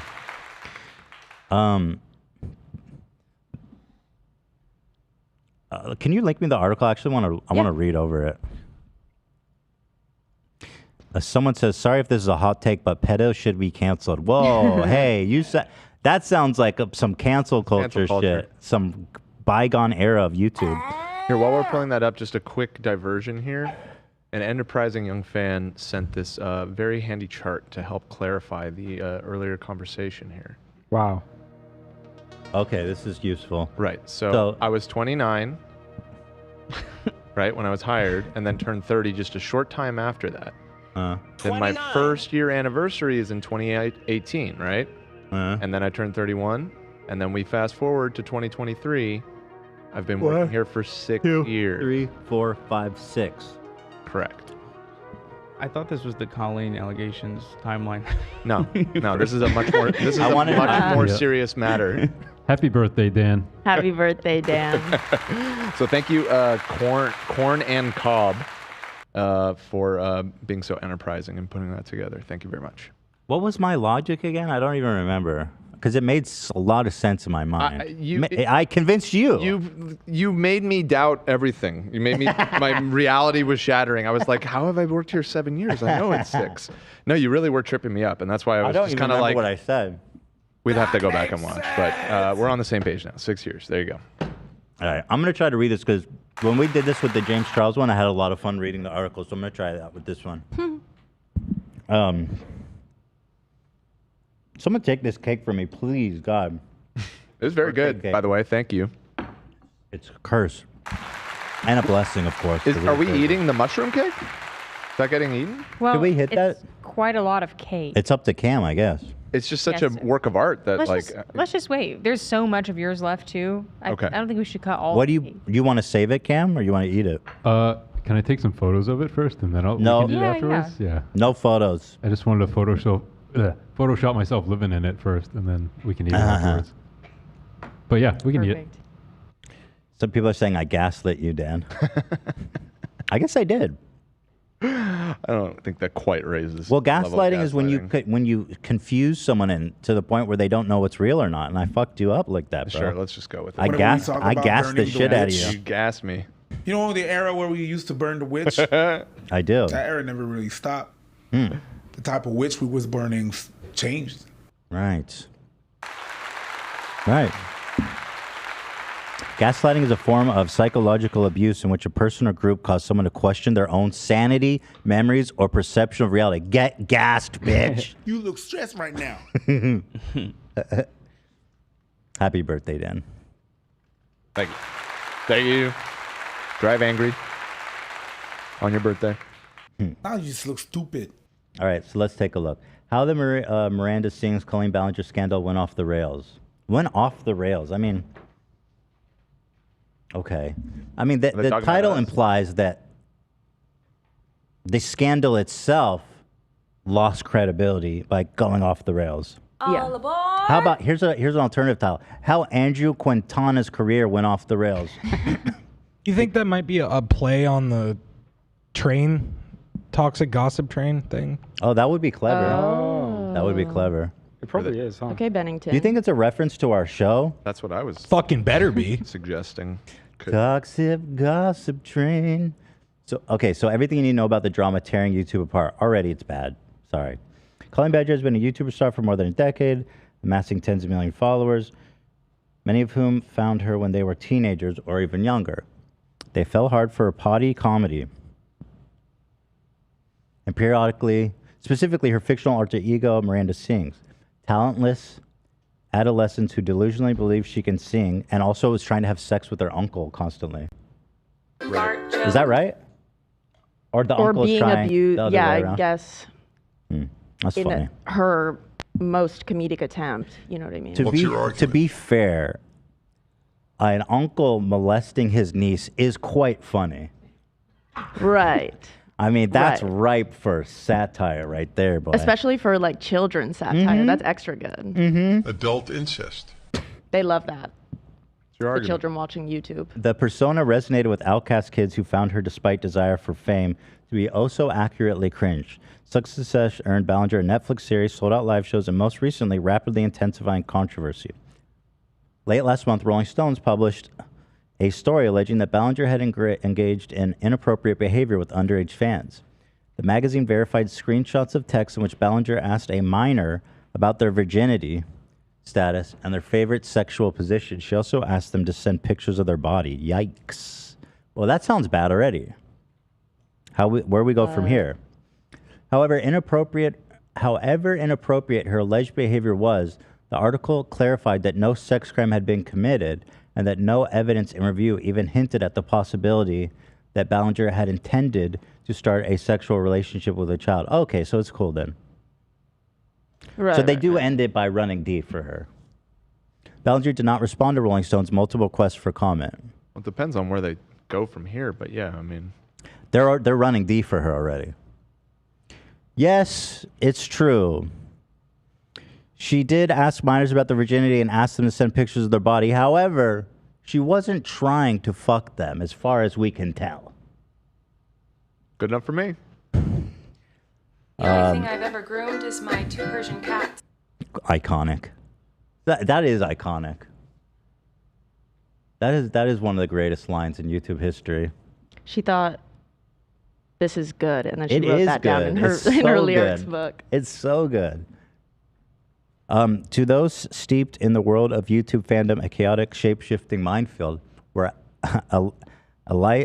allegiances are fortified and swapped by the hour. All right, chill, bro. It's not that crazy. Many of these claims were not new. Ballinger had even already responded to some of them.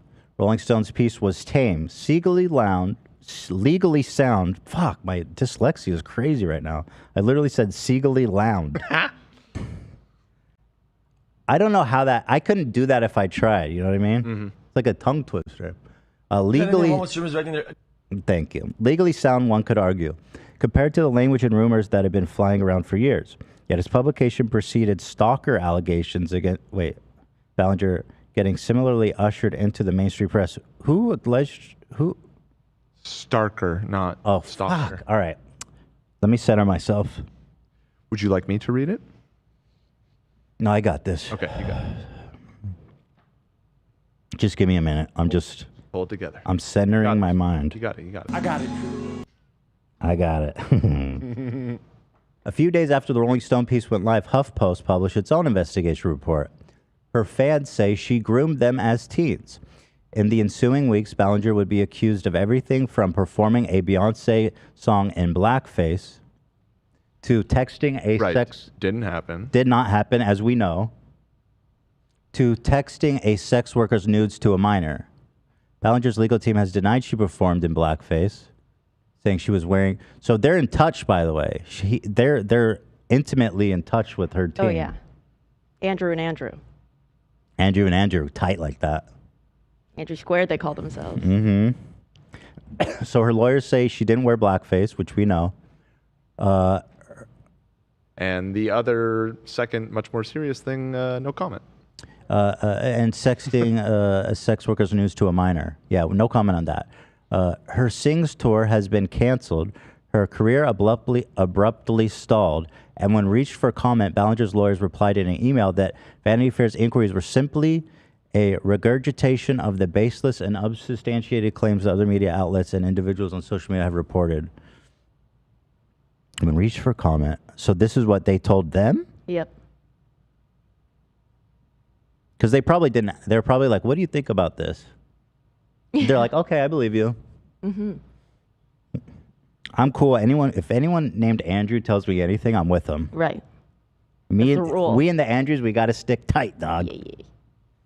The reality of some of these claims, in turn, the broader narrative around Ballinger remains murky. Various allegations remain unverified, left to endlessly circulate as they fall under the ever-expanding umbrella of inappropriate behavior. Okay, stop. Talk about the allegation. Once again, her lawyers have come out against 2 specific points only. Blackface and the copyright thing. Claiming videos, yeah. All the other stuff, mum's the word. No comment. Yeah. That's interesting. Or a super, super vague about everything. It's baseless and unsubstantiated. Like, are you going to talk about specific claims or no? Because if not, we're not listening. Right. Talk about all of them. Yeah. Not just the ones that are not true. Right. And not important, really. Talk about the facts. In a sense, this is a familiar story for the It social is. media age, but Ballinger's downfall is unique. She brought teens into an adult world and made it feel like it was theirs, then saw those fans turn against her. It's the product of a particular era of YouTube stardom, of a digital persona able to cultivate a feverish and savvy fandom that's been trained to reverse course and maybe seek payback with the first spilling of tea. Are we using groom and spilling of tea in the same article? Because that's insane. The thing that's really insidious is if our parents were to just randomly come across this, they don't know, they're not familiar, they just heard a little bit about what's going on. You could probably read this and be like, oh, this is all bullshit. Yeah, it like murkies the waters entirely. You have no idea what they're saying didn't happen, what did. It's just like, oh, I guess none of this really happened, and it's all just this damn cancel culture. Unsubstantiated. It's baseless. all, dude. The fans have been trained to turn against you with the smallest drop of tea. One drop of tea is all it takes, sis. Mm-hmm.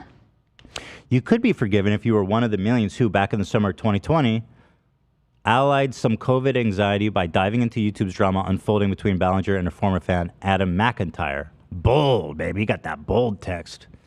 A then 17-year-old. Ballinger was his idol. Her merch could be seen all over the Irish teenager's bedroom where he recorded his own videos. He was an inspiring influencer himself, making sweet, low-stakes YouTube content about his life. On June 22, McIntyre posted a video to his channel titled, Colleen Ballinger, Stop Lying. In it, McIntyre told several seemingly unrelated stories. One recounted the time Ballinger sent him lingerie in the mail, to his mother's horror. Okay, now I'm not even going to read the parenthetical, but I'm sure it's defending her. The lingerie was new and unworn, and Ballinger has since apologized for sending it. Yeah. I knew it. Anytime something's mentioned that it sounds like really, really bad, they have to add some parenthetical that's like, but it's not a big deal. Mm-hmm. Another was intended to debunk the rumor that he was secretly behind some anti-Miranda Singh social media account that Ballinger had gotten wind of. A third concerned the fallout of a tweet that Ballinger allowed McIntyre to post, a Miranda Singh's from the character Twitter account that led him to never posting on her behalf again. He'd been considered her social media intern, he said, with hopes of being employed by her one day in that capacity. Ballinger says he only had access to her account for one day, and that if it went well, she had planned to hire him formally. That sounds like bullshit. What? One day? That's always what she has said. She just gave him access for one day? He was giving her ideas and tweets for years before she gave him her login also. I mean, you can see in Adam's chat log that it's really obvious. There's an ease with that relationship that says to me that they've been doing this for a while. Oh, yeah, she trusted him. Because she was like, yeah, go ahead. That sounds good. Yep. Like, if that was day one, would you really be talking about posting to your main social media like that? No, I wouldn't.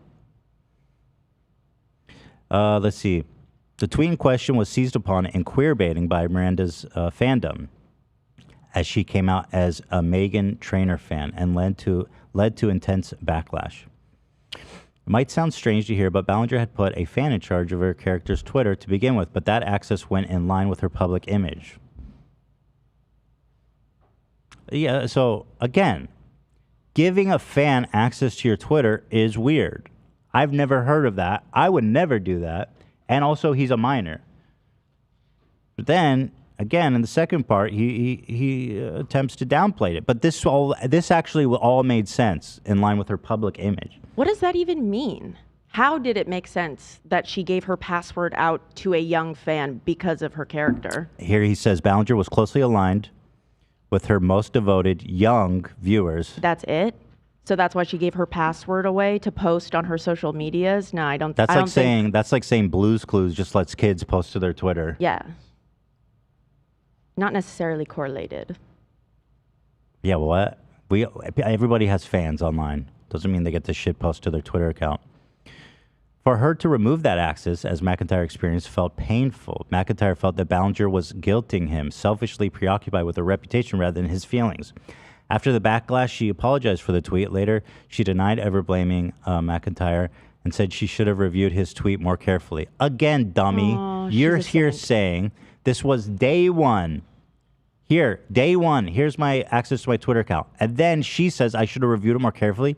There's no fucking shot she didn't review that tweet more carefully. It was day one. There's no shot. Then came the YouTube responses to McIntyre's YouTube accusation. A classic back and forth. If the names James Charles and Tati Westbrook mean anything to you, you get the idea. Ballinger, 33 at the time of her response to a teenager, posted a classic apology vlog. She revealed screenshots of Instagram DMs she'd sent to McIntyre and one that McIntyre's mother had reportedly sent to her, which seems to be Ballinger's way of assuring viewers of what really happened, a strategy not unlike McIntyre's. In a DM, she accuses him of going too far.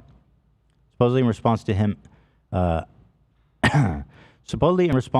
asking her to imagine her newborn son being taken advantage of in the same way he felt he had been.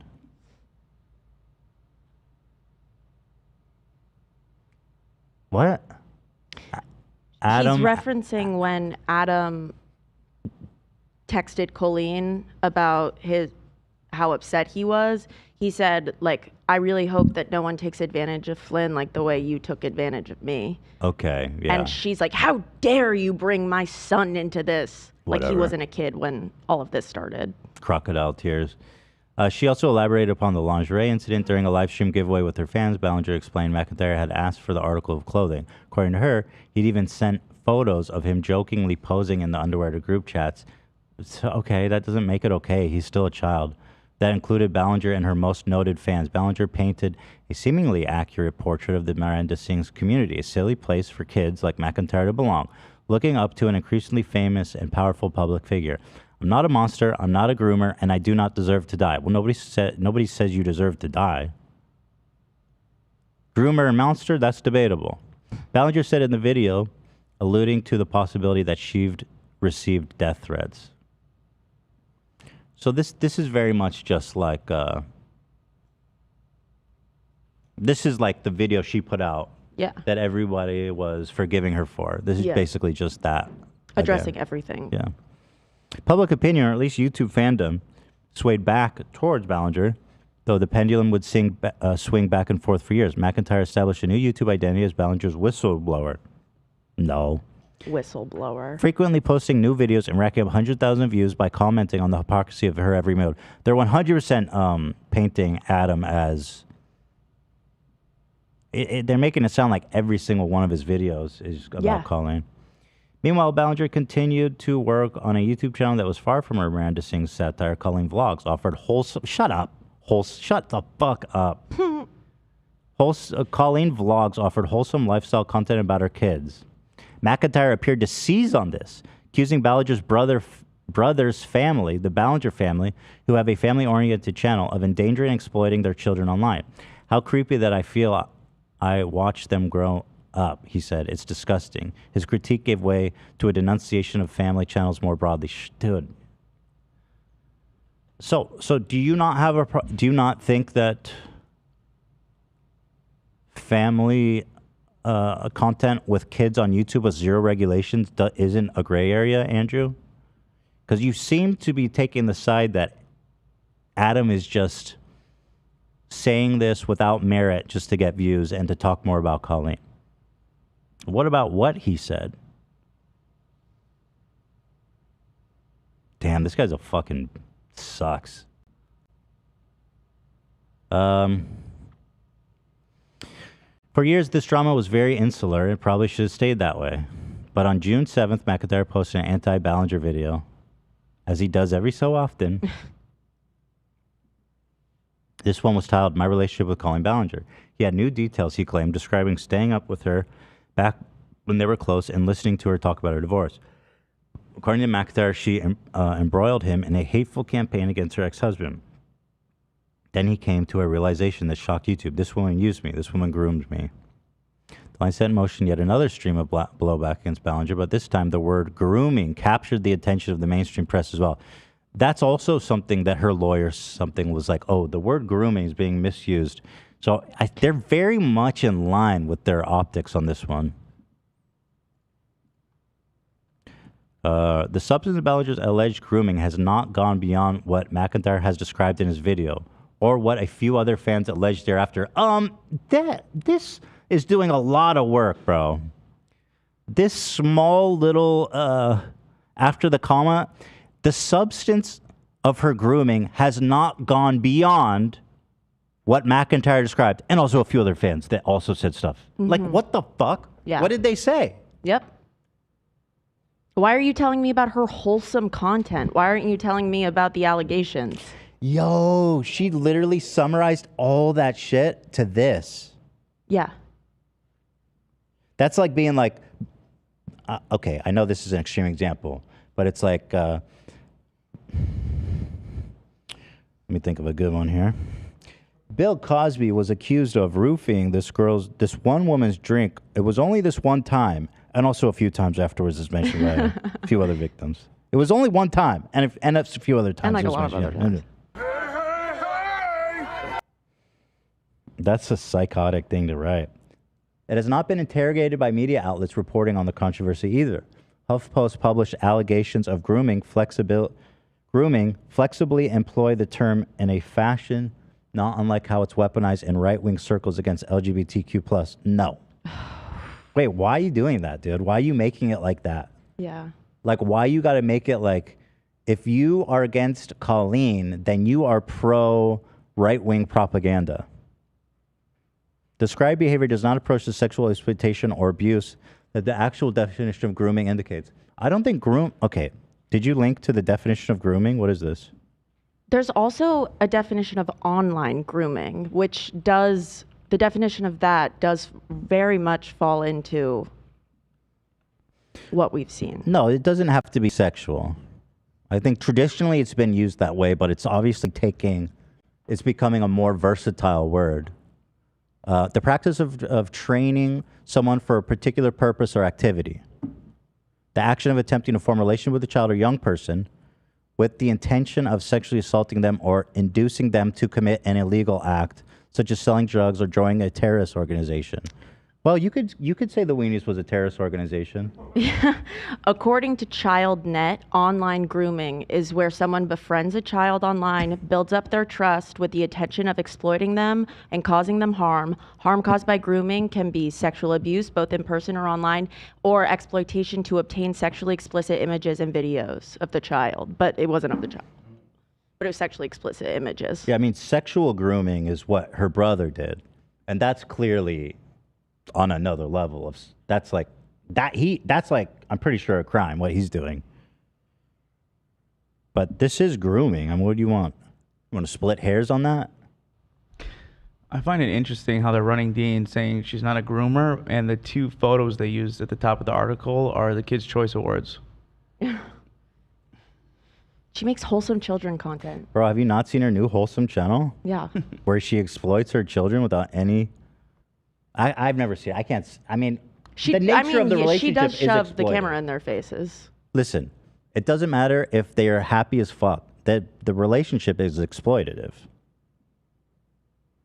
Their work is dependent on their adolescent kids working. Yeah. It's time to be on camera, son. We got to get paid. That's literally child labor. The fuck?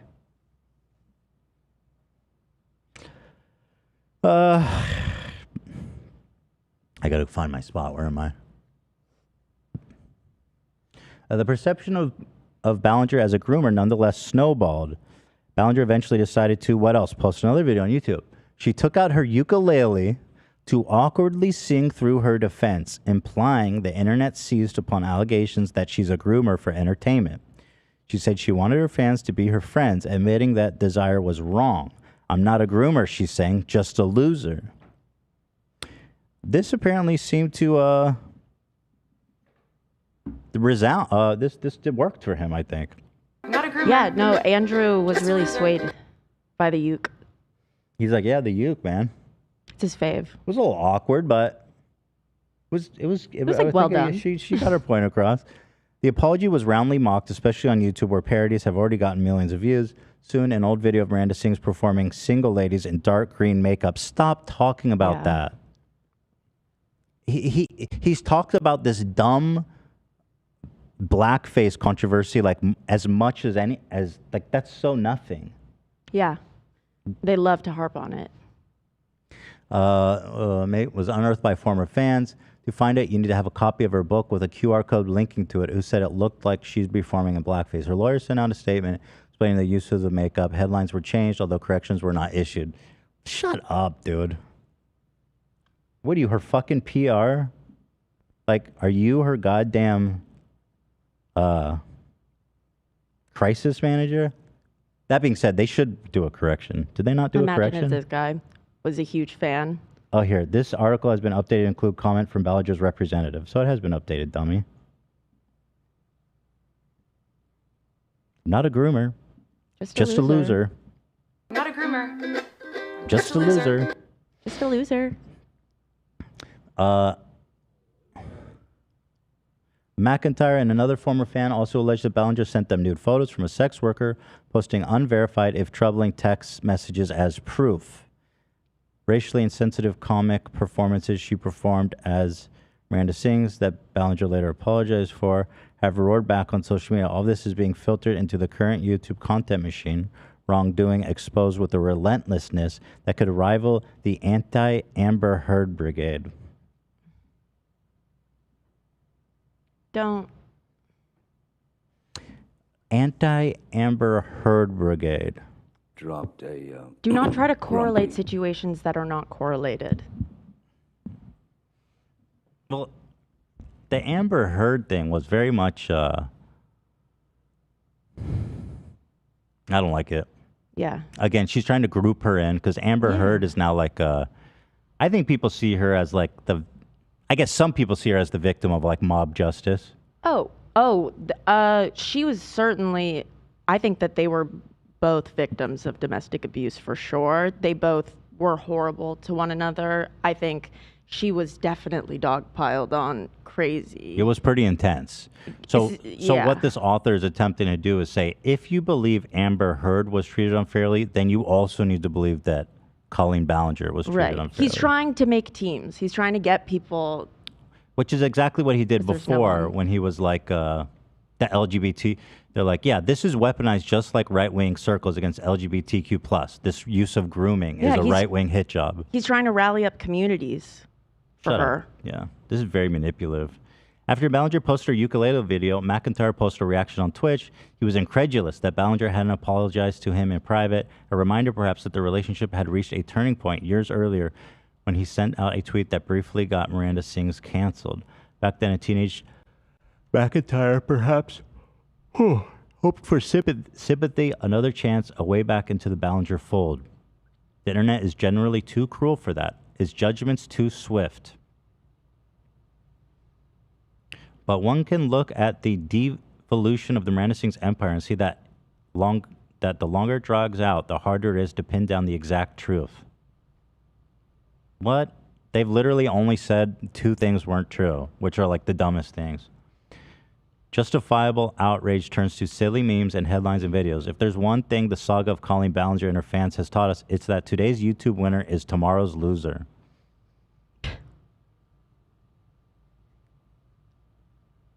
Okay. This story has weird been note updated. for it to leave off on. That was not really the takeaway that I had from that article. I think if it's taught us anything, it's that Adam McIntyre and all these people be lying. Okay, I mean, wow, that was pretty ballsy that they posted this. Why does it lie? I think it's crazy that they allowed that to get published. How are they getting? Oh shit! His whole profile is down. Oh shit! I clicked his profile. It just says this page you were looking for is down. Okay, good. Shit! Today's writers, tomorrow's Loser. unemployed. Yeah. Barista. No hate the baristas. We tip your baristas, people. We love them. Today's writer is today's not writer. Yeah. Tomorrow. All right. Well, fucking interesting. Yeah. No, it's truly stunning that James Charles and Colleen are even now able to get big publications to write these puff pieces. It's astonishing. So Same week. embarrassing. Same week, 2 articles with the definition of groomer. Right. Hello, Olivia. No. All right, guys. As you notice, Dan is no longer in the scorpion chair. We've been through so much. Dan, how does it feel to have your butt on a seat, have your legs dangling free? Talk to me. Seeing this? See this? Got his legs It's up. great. It's great. It's been wonderful for my back, for my mental health, and for yeah, no, I don't know. It's good. It's good. Feels good. It's good to be free. Nice. It's not Well, your fault. even Plus, I have though- Brazzo looking over me now, which I could never have done before. That's true. I like the Brazzo background. Yeah. The gaze, we're getting that gaze for free. And every Okay. dance shot. No, it's kind of cheating. People are like, why do I like dance shots so much? I love looking at Dan. I just feel peaceful. I You think feel Brazzo energetic. will claim us? He might sue us because we're giving away the gaze for free. He's not looking directly into camera, which is a big part of it, to be fair. I don't think it works unless it's like... But I wonder if we can eye actually get in contact, trouble you know? for showing the Brazzo poster. Hell no. What are you going to do? I don't know. You I was guys, Brazzo for Halloween. Would I get in trouble for that? well, that's a... yeah. Parody? No, you wouldn't get Parody? in trouble with that. Well, I love that costume. Look at Dan's beautiful hazel eyes, guys. Man, forget Brazzo. Look at that gaze. Now that's a gaze of miracles, my Yeah. friends. Thank you. I feel the cancer lifting, evaporating from my body. What the hazel eyes does? Oh man, look at the shades of green, baby. Anyway, the scorpion chair is gone, and even though it's not necessarily missed, it will be remembered. And with that being said, can't we forget. have made a memorial dedication to the scorpion chair. Mm-hmm. So without further ado, let's check that out. We're moving to soon, and Dan wanted a new setup, something like this, maybe. Zero gravity workshop. Can I get it? I could command the show from there. Just imagine how cool I would look. Wait, but look at how the scorpion flexes. That's fucking sick, Yeah. dude. What? This is so insane. Like, who would buy this that isn't just goofing Yeah, I around? guess that isn't the exact same model, but I believe it is the same company that makes that thing. I'm actually really curious if this thing is comfortable and actually like functional, or if it's just horrible and you hate it.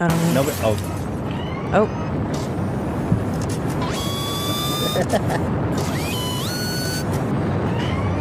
Oh my God. I am more than a mere man. But who am I? I am Chair. Will you join me in sitting salvation? The scorpion chair is a flop.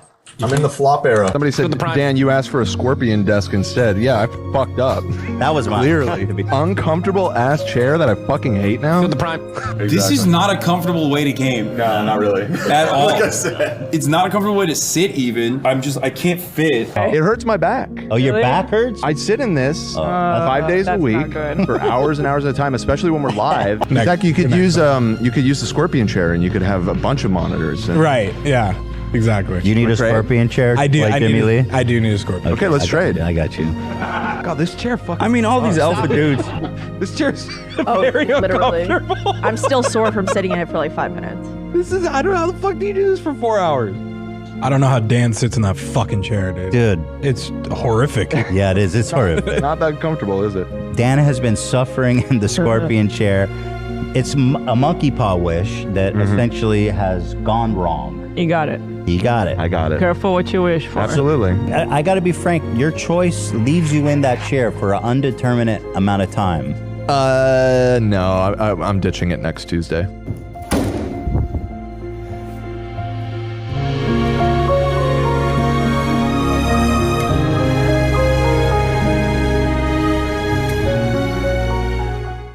There it is. A beautiful, kind of a, really a beautiful video. That was awesome. Yeah. So it turned. Our original question was, I wonder if it would be comfortable. The answer was a resounding. No. Yeah. No, it was not. It was Yeah. not. Oh my God. Do not recommend. But we have leads on Dan's new chair, the Star Trek. Yes, Picard. I found a very, very promising lead. I have a meeting with them at the beginning of next week to discuss it. I'm a little afraid of how much it's going to cost, but... Really? Do you have an idea? Give me a ballpark.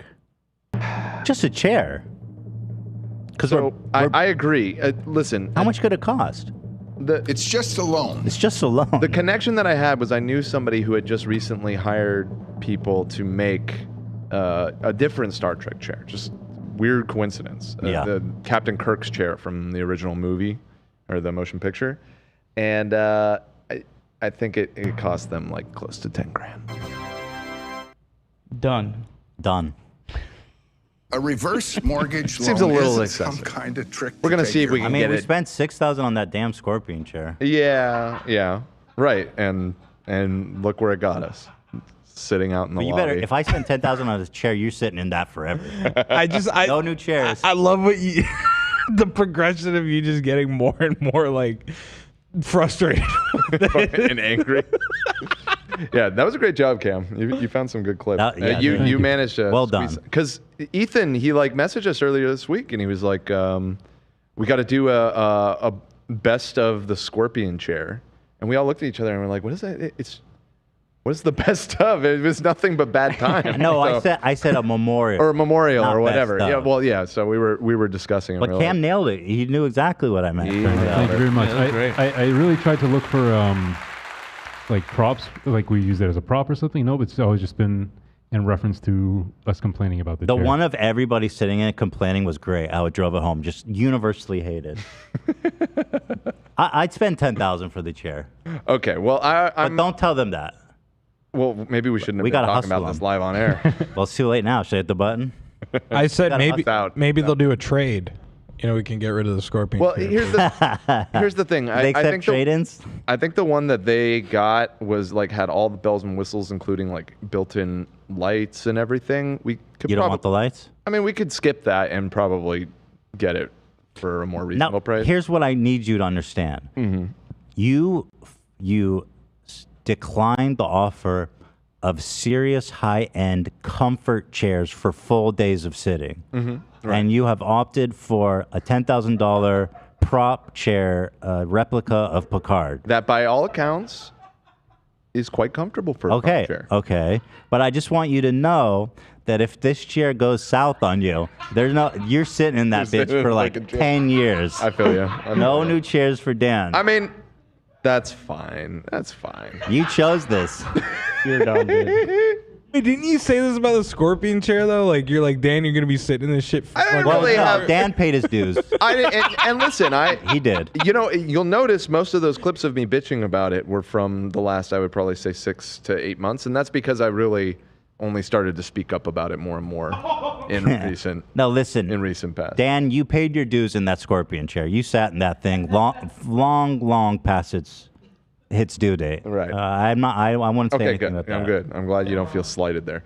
Well, we'll see what we can do. Like I said, though, by all accounts, here's the thing. That show that this chair is from, they designed the set to look and feel like a luxury cruise liner. And so even though it's a sci-fi show and it's a prop or whatever, the vibe they were going for was like, plush, nice chairs. And by all accounts, I'm just that's saying- what it feels like to sit in it. So Have you sat in it? no, but I know somebody who has, and they said it was comfy. I'm just saying, even if they make it as comfortable as possible, there's going to be a difference between that and a chair designed to sit in for 8 hours a day. But it is going to look encourage awesome. me to get up and walk around every once in a while. And I can for get you. up and out of it, unlike the scorpion chair where you're just kind of fucking locked in there once you sit down. Right. Well, we're all very excited for Dan's new chair. Thank you. Me as well. I'll spend whatever I have to make your dream come true. I want to manifest your dreams into reality. Thank you. Wow. If you can dream it, you can will it. No. If you can will it, you can make it. Right. And if you can make it, you can sit in it. And if you sit in it, then you are the king. And if you're the king, then this is your empire. If this is your empire, then this is your world. Wow. Really taking me places. Cheers, my dude. I could keep going, but I don't think it's very funny. No, it's not working. Yeah. Let's talk about the Andrew Schultz thing, because this is fantastic. Oh, this shit's funny as hell. Oh, wow. Robert De Niro. Okay, hold on. This is relevant. If it's the right chair, it doesn't take too long to get comfortable in it. Wow. Bottom line is you cannot be trusted. That's a real quote, huh? That's wow. When was he talking about chairs? A deer hunter. Mm-hmm. Famous for its chairs. Playing Russian roulette. The Russian roulette scene. Yeah, Like, he was actually on a what's a swivel, a nice chair? swivel. It's not William Sonoma. What's the company? Everybody. Herman Miller. Herman Miller. Yeah, and in the center of Vietnamese jungle, the Herman Millers that shined. All right, let's talk about Andrew Schultz. Another Andrew. We believe them all. What does it mean? What does it mean? So It is what it is. Andrew Schultz, a comedian that has a very popular podcast. Seems by all accounts not a bad dude. I don't know if I've said anything mean about him on the show. I mean, you know me. I know the name. I can't say I'm actually familiar with him, but this clip has made me like him. So he was invited onto the Nelk Boys podcast, Full Send. Now, I am definitely a Nelk hater. And I am definitely a hater of their podcast. I mean, I've long looked at this and said, why is it anybody watching this? I'm done. It's literally just a bunch of meathead frat boys, and they're not even like funny or smart or interesting. Most people hate the sound of metal on. And well, Rice Gum. I mean, Jesus Christ, who would It's a say? vibe right now. Actually, I would talk to Rice Gum because what he went through, I think, would be interesting to hear about. Interesting, I don't know.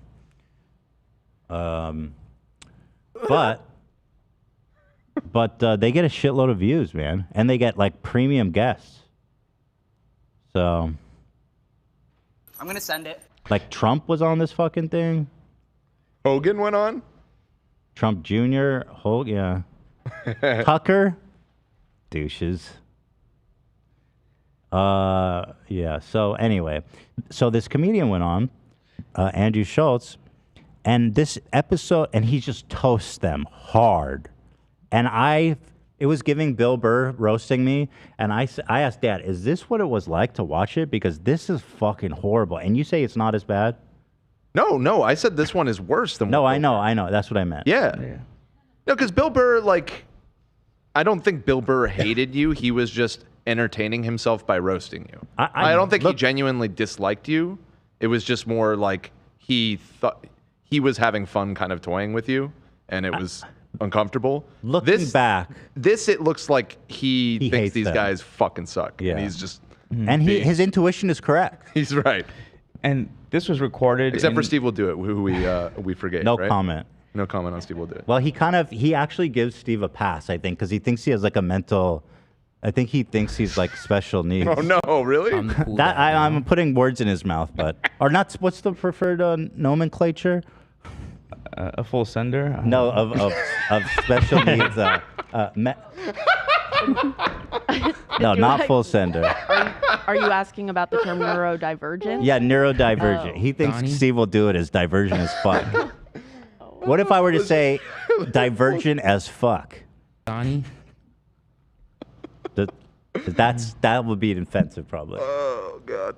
Yeah. So and then Anyways. this podcast was erased, right? AB, you were saying. So yeah, it was recorded in November of 2020 and just uploaded today. Not even on their main channel, on their Clips channel. And they Okay. tell it unreleased. And then Andrew Schultz just responded to it while we were live, and I added that as well. Yo, so somebody posted the whole thing onto the Clips channel? Yeah, the whole thing is on the Clips channel. Wow, I have a feeling someone fucked up because this is deeply humiliating, especially to this little stymie bitch who I said, what's this little stymie fucking bitch boy? It's such a little douchey. Stymie? I call him stymie because he stymies the mood. Mm-hmm. Fucking got him, dude. So here is basically a compilation of when Andrew essentially turns on them. After I think about an hour of talking, he's just like, what the fuck is going on here? So with that being said, here it is. Let's watch it. This is stymie. I did all the stymies right. And he goofed on me. He takes it even worse than I did.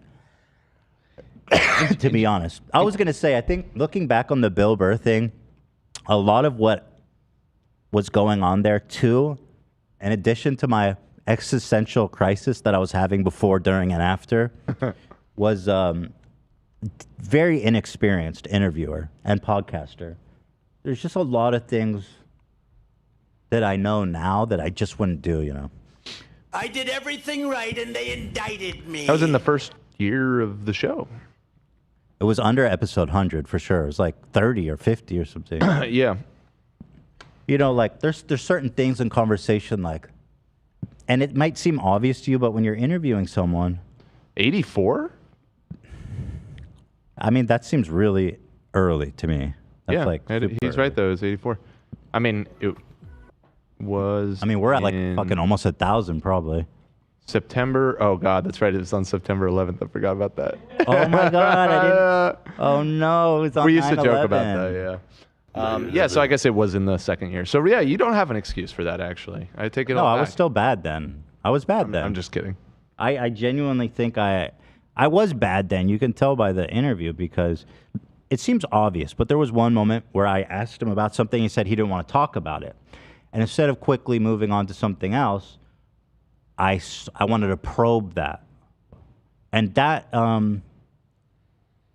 again, it might seem obvious, but at the time when you're trying to get all the, you're like very intentionally trying to get all the interesting stuff. And I was like, I'm Howard Stern, I'm going to ask about everything. But you don't understand the mechanics of sitting and interviewing someone. Like, you want them to feel comfortable and not forced and not pressed. The more comfortable they are, the less pressed they feel, the more open they'll be. And when somebody says they are not comfortable with something nowadays, I move on quickly. You know what I mean? I don't press it. Even if it's something I really want to hear, you just can't do that. And again, that might seem super obvious to you guys, but it took me time to realize stuff like that.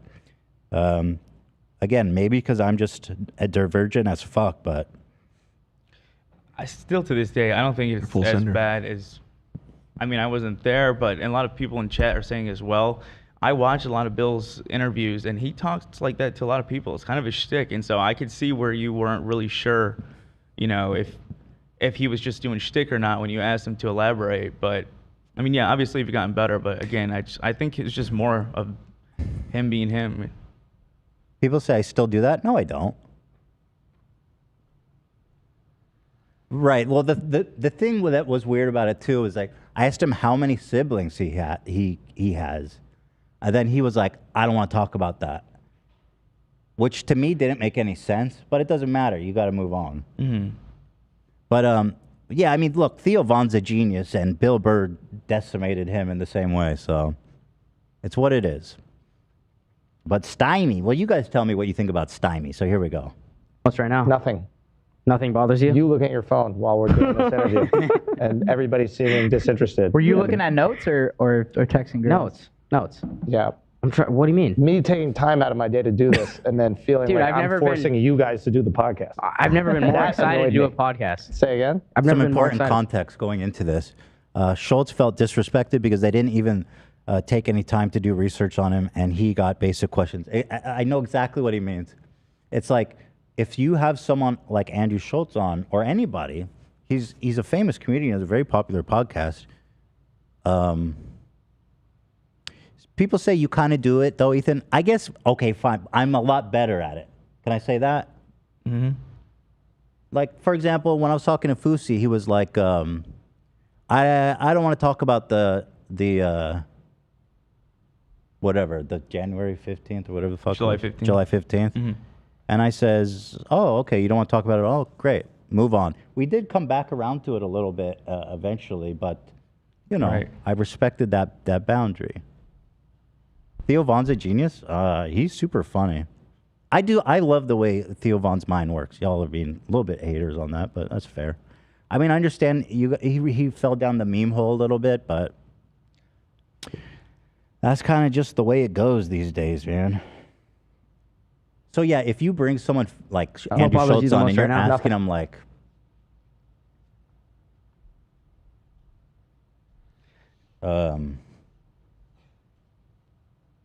They were like having a conversation, and like oh, did you see this guy's on TikTok? Andrew, are you on TikTok? It was always like, what do you think of this? So dumb. Yeah, it just was nothing like that was pertaining to him specifically.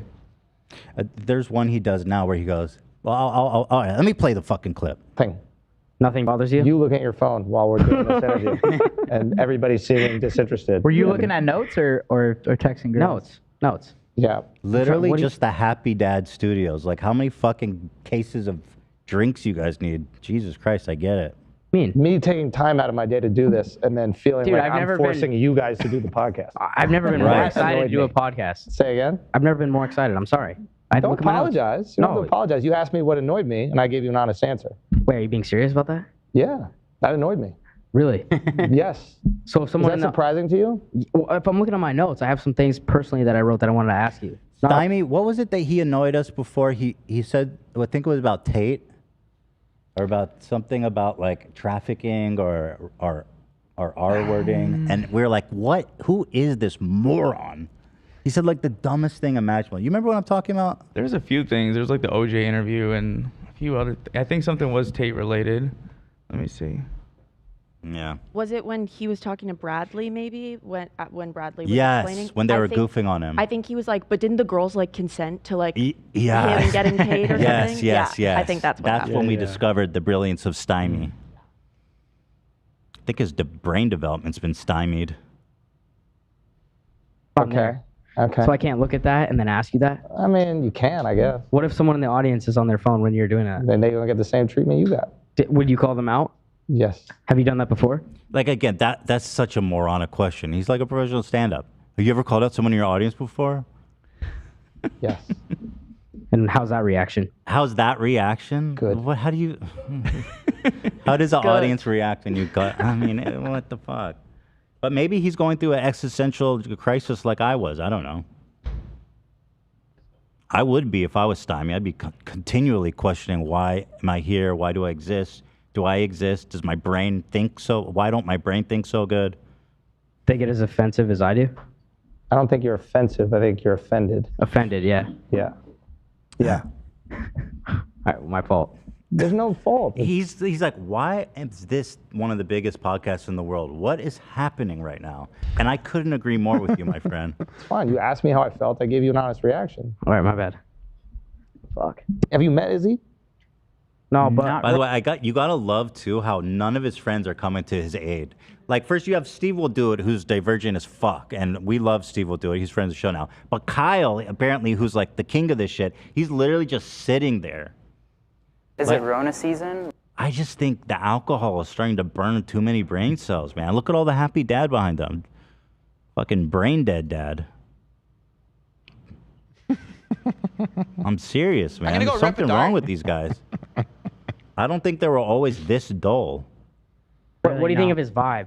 Bro, he's the best. His vibe's I saw him make a comment at a press conference where he was like, yo, I'm going to do a TikTok dance once I beat you. Yeah. And that really just like made me not a fan anymore. Why? You do TikToks like 3 times. I know, but I'm not like a day. I'm not a fucking UFC warrior, bro. Like, I'm not in the ring fighting against somebody. You do TikToks with Gabe, bro. Yeah. Why? Are you on TikTok? I'm trying to understand. Like, is this your character? Are you like the hater or something? Like, what's... Who am I hating on? I'm just like, I'm trying to understand. Like, you're hating on Izzy for doing TikTok dances when you do TikTok dances. No, like I love Justin Poirier. Can I show Shells your last TikTok? Yeah. No. Before you delete it. Can you explain what the dynamic is here? Stymie's gonna have to get on antidepressants like I did after this. Maybe it'll help him out. Maybe this is a turning point. Or you know what? Have a couple happy dads. You'll be fine. Just sip for 3. Maybe Stymie will become a woke king after this. He'll come work for us. Right. He'll be my co-host. Like, you guys are like friends with these people. You're the newest, so you could take the shots. Like, I'm trying to understand what it is. Like, you're gonna have to see him, bro. That's fine. This is Steiny's last TikTok. That's funny. Yeah. He's got a sense of humor. He's a comedian. That's funny. I know, but you show him the rest of the page. But that's like TikTok. But he's making fun of TikToks. Yeah. See, he's got a real comedian here. Yeah. Real comedian, no? Dap up or no? Yeah. We're not there yet? Yeah. No, we're there. Yeah. I like what you're doing. No, but are you guys friends with each other? Yeah. Like, why, you don't genuinely? get that vibe? So good. No. Why not? Because the chemistry. Because it's so awkward. You guys are so awkward. Like, the only thing that binds these dudes together is just being drunk, I think. It's time to move on from being a frat boy. You know? weird. Why do you say that? I don't know. It's just I don't get it. This is the best. What's confusing? Wait, why did Steve get the blur treatment? What was that? Dude, that was awesome. Yeah. I like what you. They did because they think they'll get in trouble with YouTube for showing him because he's banned. That's awesome. That's so funny. I love the caution. That's great. Are you guys friends with each other? Yeah. Like, Dude, that's so funny. Steve just gets blurred now. He doesn't exist anymore. Vibe? Yeah. No. Why not? Because the chemistry is weird. Why do you say that? I don't know. It's just I don't get it. What's confusing? It's just an so I can help break it down for you. It's like a weird thing. Like, do you guys do you have stories where you like bust balls like they're? Yeah, well, we usually have a different guy who sits in. Yeah. We wanted to have Steve on this one, so yeah, he sat with in. Brad. Yeah. Yeah. I love Brad too. Yeah. He's great. And what, Brad usually drives it or something like that? What do you mean? Like, is he usually driving the interview? Why? Is this? I haven't really watched, but is it always this? I have a sense that they're just sitting there with no plan, and Stymie is somehow trying to lead this podcast. I mean, there's just like nothing is happening. I feel like they might have like a guy that makes a script for them, and then they just go in blind, reads the script Without any background. Yeah. Yeah. Is it always like this fucking dead and weird? You don't think we're doing a good job of that? No, not really. I mean, it's not my favorite. Is this a joke? I don't understand. Right? I don't know. Like, are you guys having a good time? I was until that comment. Is this what it's normally like? No, I mean, I was having a good time. Okay. I feel bad. It's confusing, Andrew. Trust me, bro. I'm on the same wavelength. Go watch their videos. Go watch. I mean, it doesn't make any sense, man. I'm with you 100%, dude. You know, when Bradley Martin's the smartest dude in the room, you got problems. And no offense to Bradley, we love the guy. and I, you know, that's not a diss to Bradley. He's a very smart guy. Problem. I mean, yeah, whatever. You know, love the guy. He's doing his best. Came at me a little bit there. Why do you feel bad? I just feel like you targeted me. Did you or no? Did someone tell you to do that? No. Uh-oh. They forgot to blur Steve. We're going down, baby. Uh-oh. Oh, shit. It's all over. I thought you were just being a little annoying. How? I think you're annoying. Really? A little bit. Yeah. And what made me... I actually like how he's having so much fun with this. You went full sender, never go full sender. Oh, no. Very proud of this. God, that blackface is like... That was legendary. I mean, can they get away with that? I think people are mad, but some aren't. It was complicated because he was complicated. Yeah. I mean, obviously he did it as a joke about actors doing blackface. Mm-hmm. But subtlety is not so much considered these days when it comes to stuff like that. Anyway, thanks for bringing that up. Got you. You're about to get me canceled, dude. Don't get me speaking my mind on shit like that. Makes you think that? I don't know. It's going to be like a therapy session. Yeah, I mean, what the fuck? Are you, I don't know if you're playing a character or you're having like an insecure moment. If No, you're having he's just that dumb and uninteresting. a vulnerable, insecure moment, then I want to like No, talk I mean, about I'm kind of playing something, but what? Oh, if you're playing what did I something- say that triggered you to say is that? it What did I shy? say that triggered you? Do you find it hard to be yourself? That's what I do, bro. Do you think? But I get shit on. Do you find it hard to be yourself? That's what I do, bro. This is like, he is destroying Stymie. I don't know how Stymie ever even got in front of a camera again after this. On a lot for doing that. The fact that they didn't post it is pretty okay. Hey, I kept the Bill Burr episode up, okay? Was that live or did we upload that bitch? We may have even uploaded that fucking thing. Yeah, I don't think we were live back then. I can't remember, though. That's the difference between me and you, Stymie. I uploaded that shit. You tried to bury it with your ego. Let's see. It was live. Okay, never mind. Take it all back. Kept it up, though. It was live, though. To be around people who are being themselves and not be yourself. What did I do that pissed you off? I wouldn't say I was pissed off. Why would you say? What did I do that annoyed you? You were the one that came back and said that you felt hurt. I do feel hurt because I feel like you got pissed off at me. Well, that's what happens when you have real reactions when you're being phony.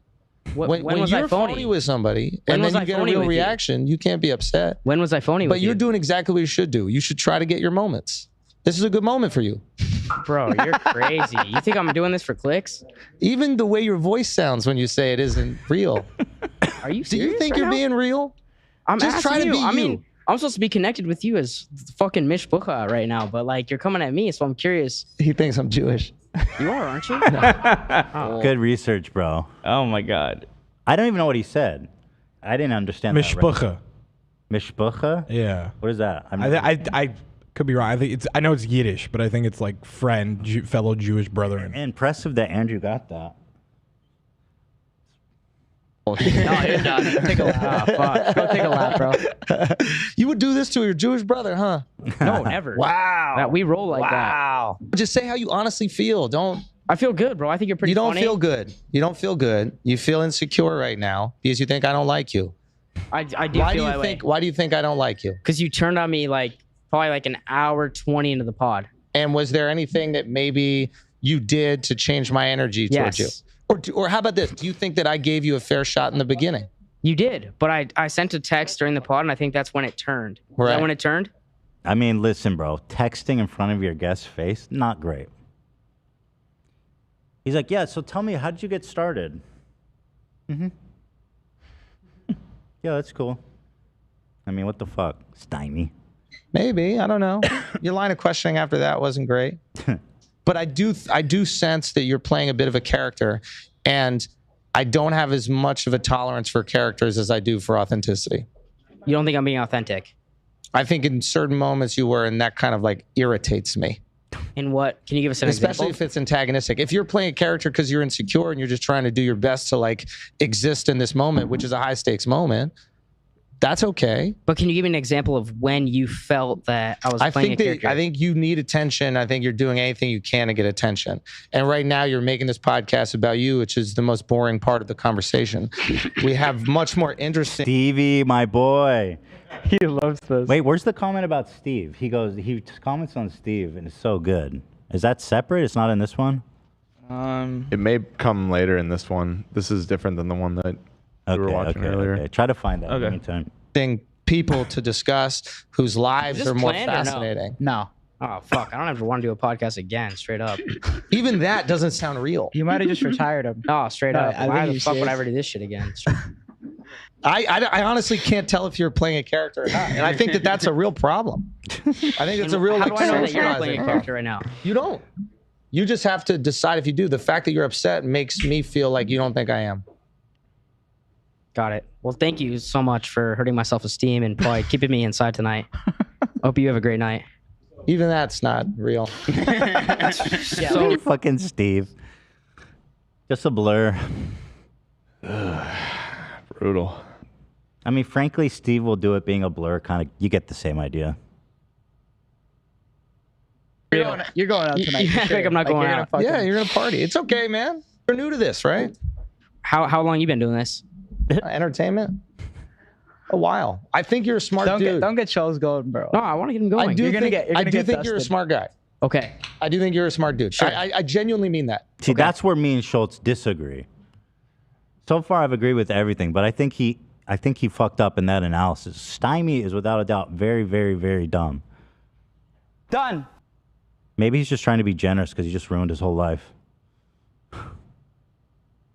I think that you. But what makes you think that I'm trying to do this for myself? Because I don't give a fuck. We can take this we're out. all doing this for some sort of self-benefit. That's why we're talking Sure, in a but I microphone. do this 'cause I recording actually it, enjoy and then it. putting it on YouTube. I do this because I enjoy it, though. I didn't say that you. Two things can be true, right? Yeah. You do this because you enjoy it. You also do this because you make money. You also do it because you get clout. You also do it because you get to express your opinions. Sure. Multiple things can be true. Okay. Right? So one thing doesn't override the other. Sure. What I'm saying is that if you were being your truest, purest, most authentic self, I think you would have behaved differently in the podcast. You would have got a different behavior from me. I'm not out here to bully someone who feels like insecure. Like, I think that's the worst thing ever. I think that if somebody feels insecure, So my Bill Burr thing. Let's just it wasn't like this. You guys promise? Because when I was watching this, I was like, I know the analogy to Bill Burr, and this is so painful. Please don't tell me it was this bad. And I've come to terms with it. I know it was bad. Not your fault. You know, thank you, Olivia. It's not your fault. Dan assures me it wasn't that bad. Because this is like... Yeah, don't get me wrong. It was bad, but it just wasn't. Andrew was this like bad. killing him. Yeah. He's dead. Your fault. And he's getting like real with him. Like, no, dude, we need to talk. You're horrible. You're like the worst. Bill never took it to that level. Yeah, that's what I'm saying. No. They're pretending to be something they're not. Stymie, if you're watching, I can put you in touch with my psychiatrist. Just let me know. Also, you had a redemption arc with him too. People don't like to remember that. That part 2 was fucking awesome. Like, and he reached out to us. Yeah. To come on and promote something. That was very generous of him to do that. Yeah. You know? That's what it is. But I think you need to find yourself a little, man. I'm just trying to figure out where this took this turn. We're still talking about you. Where did this take this turn? We don't even have to have the mics on, bro. Dude, yo, let's talk. Yo, bro, let's step outside. Now he's so clearly upset. He can't even hide it. Dude, let's turn the mics off, dude. I just want to know what happened. Well, how about this? I mean, everyone's fucking screaming. We gotta go. I think we here, gotta guys. wrap All right, up. I guys. think we gotta wrap But up. why don't we him, continue please. the rehab session? Listen, on the Steiny, live. there's nothing. Stop it. Stop it. Stop it. About me, I got therapy Do you wanna from come? fucking Do you 10 wanna a.m. to come? 6 p.m. I got therapy. So what you just did to me. He's cute. What was that? This was definitely planned. You did it to yourself. Hug it out. Hug it out. I love that he thinks it's planned, too. And even his homies are like, nah, it's your fault. I was so triggered. Did you tell me or no? Is this planned? I thought you were fucking with me. Stop asking that. It's so embarrassing, dude. Your fault. It's your fault. There was a moment where I was like, I think this kid is fucking with me, and you know, we can play that game. Bro, everything I do is like a joke. You can't take it too seriously. The texting during the interview, was that the joke or? Fault. I mean, what the fuck, dude? You trying to pull it off?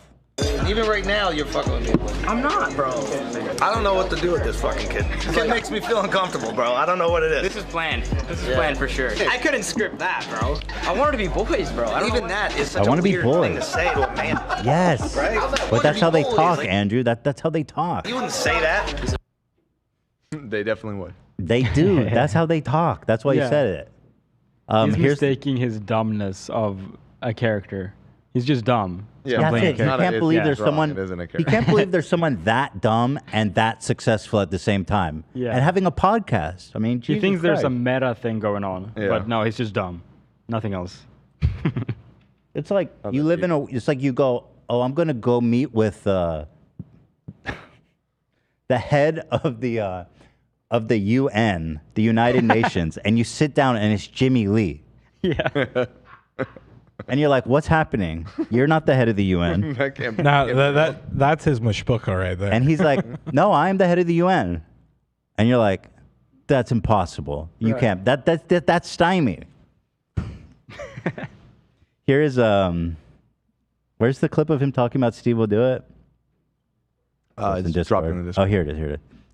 Check it out. It's like a weird thing. This is Like- the first time we've done a That's why podcast. I don't do podcasts. No. You're an interesting one. He said he almost said you're an idiot. Yeah. Steve is a sweetheart. You could tell. He's got a golden heart. So I can help break it down for you. I don't get it. What's confusing? It's though? just an so I can help awkward break it down for you. podcast. It's like a weird thing. This is the first time we've done a podcast. I don't do podcasts. No. You're an interesting one. I stay silent. No, but you're just an interesting. But like Yeah. See, he gets it. Cause you know, Stevie boy, you know, he's just like the mentality. He just pounded like an entire fucking bottle of tequila or something. Yeah. He wasn't Blur. That was just his vision. Right. It's just how he sees He all the just time. looks like that now. Yeah. So fucking blasted. do you guys do you have stories where you like bust balls like there? Yeah, well, we usually have a We different saw guy this who sits part. in. It was Yeah, just so that Steve that pretty brought that incredible footage. I mean, what do you guys think about that? So apparently they explained why they dropped it 6 days ago. Yeah, Interesting. Everyone keeps fucking coming at me. I want to make this Oh, very... Stymie looks like okay. He said it rough. Oh no, little Andrew, look what you did. Actually, I did want to say, Stymie reminded me when we were looking at the scorpion chair.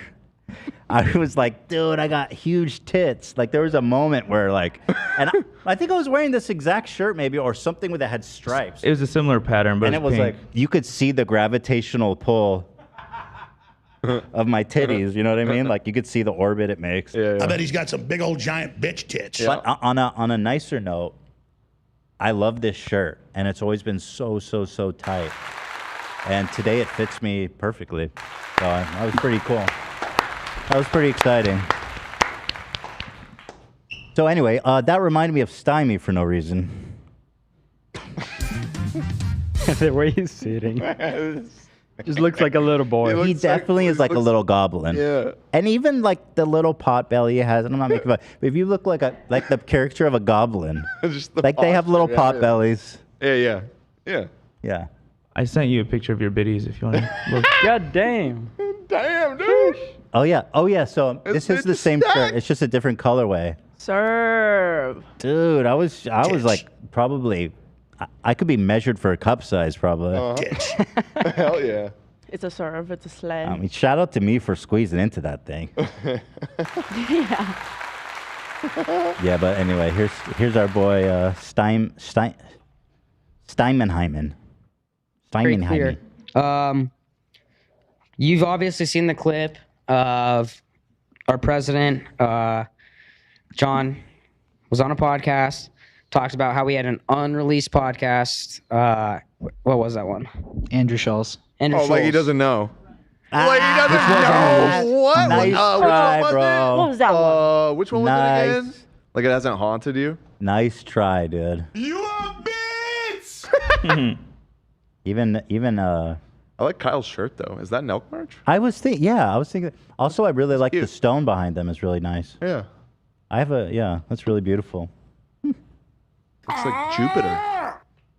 It's like It's Jupiter. some kind of really beautiful like sandstone tile. Yeah, it's marbling. Love that. Fantastic. It's beautiful. Golly. Gorgeous. Where do you get something like that? Kind of fits that kinetic sand vibe, you know? I see what you Hypnotizing. mean. Yes. Can you Giving find Boba something Fett like that colors. at a stone yard? What love? I was just saying it's giving Boba Fett colors. Stymie You or know what the- I mean? Yeah. No, the Oh, background. the wall. walls, Yeah. Boba colors. Boba colors. I think for a piece like that, you got to go straight to the quarry. You got to go wholesale. You want to go down after? Can you work go today? to a stone Mandalore. yard perhaps? Yeah. Go talk to some masons and Or do we come need up- to go straight to the dig site? Slab like that ain't cheap though, man. I think you got to go to the dig site. I think you got to go to the hills. Where do they dig stuff like that out? I wonder. The quarry. Where's the quarry? It's one The quarry. Down at the quarry. it's one Bob. off the 210 freeway. We'll slice you off a piece of the quarry. Come on down here now. All right, back to Stymie. Which was unreleased. Unreleased. And I think we should. Everyone wants to know about Which it. They all one was want to that see it. again? So let's just I don't fucking- really remember I think what episode. John. Like he doesn't think about it every I'm day sorry. of his I life. need to hear him say that again. You've obviously seen the clip of our president, John, was on a podcast, talked about how we had an unreleased podcast. What was that one?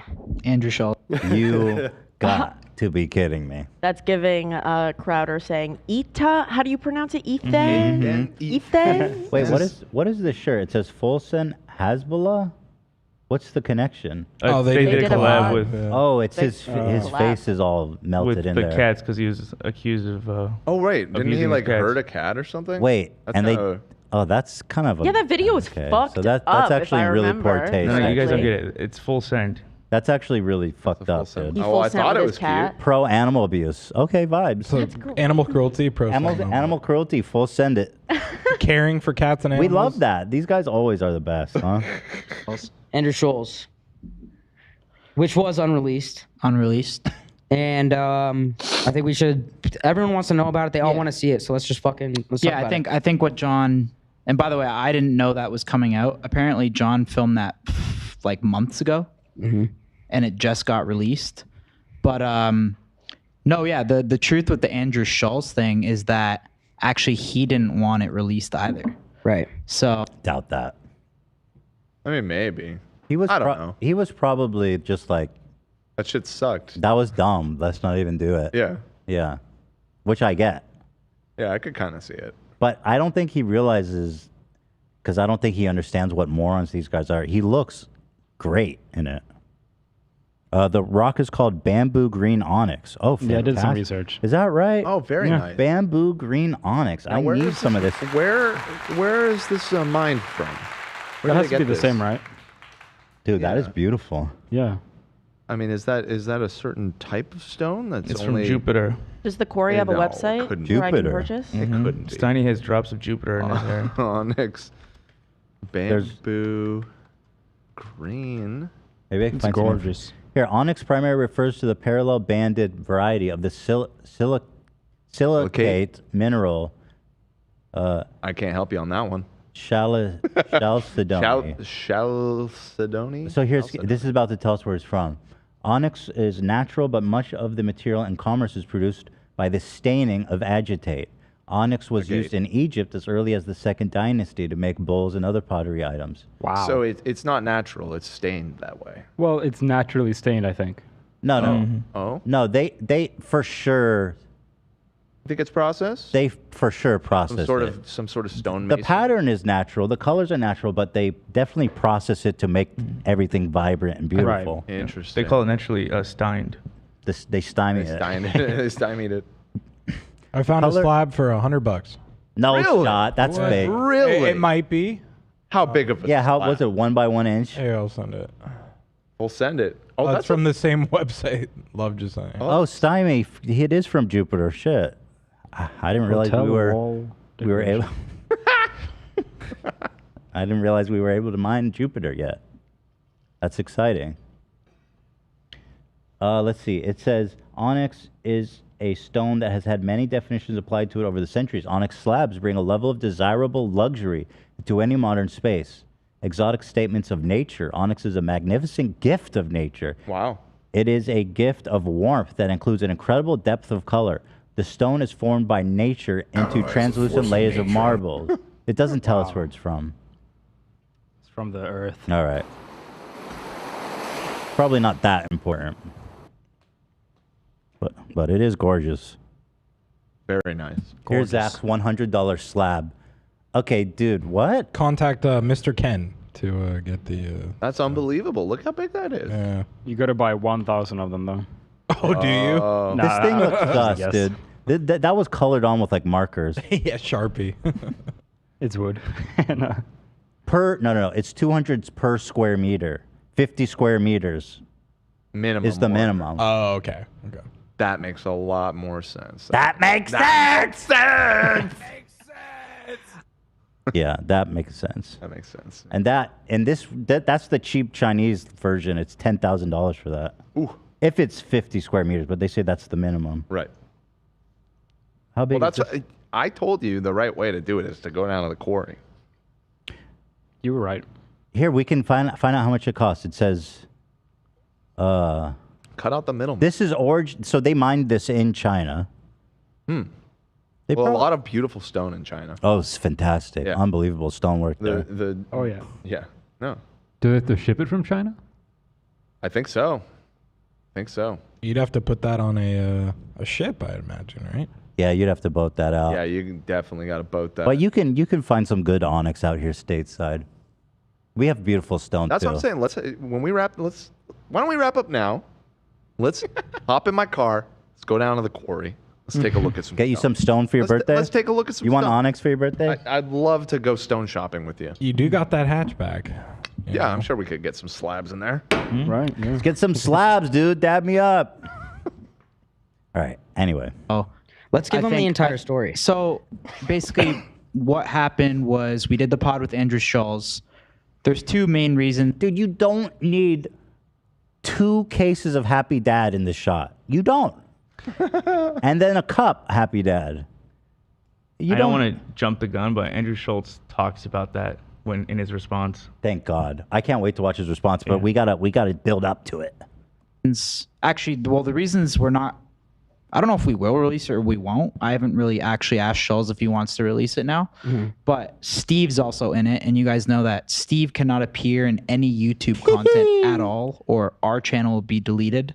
He's aware of that too. So that's the best. Why would you invite him on the podcast if you have to blur him? Well, I think they bank their podcast. Dude, I love that he's like Voldemort. Like, we can't see, no talk, no speak, no hear. Yeah. Although that original clip we were seeing, One was unblurred. well, and it said October 2022. Wasn't he? He was banned before that. Yeah, he was banned before that, I think. So, because I was thinking maybe it was filmed before the ban and they just had it in the can, but no, I think. Nope, they're like, nope. We'll just blur him. Right. Or right. So Steve was actually in that episode as well. I know we could put it on another platform too, but basically when we did the pod with Schulz, I don't know exactly what happened between you and him or whatever, but you don't know. You were sitting I right think next the to him. vibe was just off for some reason. I don't know whose fault it was. I don't know if it was like whose fault it was. Is he acting like he just heard about this? He was sitting on the couch. I Dude, think they they don't all remember blacked any out. of their podcasts. Yeah, they just black out drunk while they do it. That would Because like explain it. nobody was doing anything to help him or move on. Like they Yeah. were just watching. your fault. But either way, Steiny and Schulz like completely went at it. I don't even know if I went back at it. I think he thought that like I don't really think he didn't really know you that well as well. That's the whole thing. Like, I think Bro, if he only knew me, he'd like me, I swear. I just want to be bros with him. What did he say that weirded him out? He just wants to be boys with him. I just want to be I boys. want to be boys with you. Bro, if we were boys, you'd totally get me. he knew me and he knew Steve, and you were kind of just starting out on the Well, that's the pod thing too, that so, people like, don't realize. This was fucking filmed 7-8 months ago. Yeah, it was filmed a long time ago. Like almost a year ago. It was New York UFC, whenever that was. But yeah, Steiny and Schulz went at it because I think Schulz thought that you were like digging at him for certain shit. So then he was chirping you back, and then you guys just kind of went at it for like 5 minutes, and then Schulz was going in on Steiny and stuff like that. Is his name And then Schulz? after the Schultz. They're saying his name wrong. He I just think. keeps saying Schulz. Yeah, no, it's Schultz, I believe. That's what I think. Oh, is that why he thought he was Jewish? Because, oh wait, no, it's Schulz. It is Schulz. It is Schulz. Yeah. Okay, never mind. Yeah. The Schulzian. the podcast, Schulz just kind of approached me and John and said, Can you not fucking put your hand in your pants, dude, when you're on the air? Like, can you just chill, bro? I mean, listen. I know there's a lot of happy dad to look at, but I'm actually not distracted the whole time. that like, yo, like, I don't know if that was really it. Like, I feel like. What are you doing, man?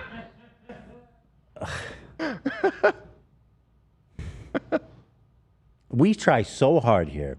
We work so hard, and here's full send.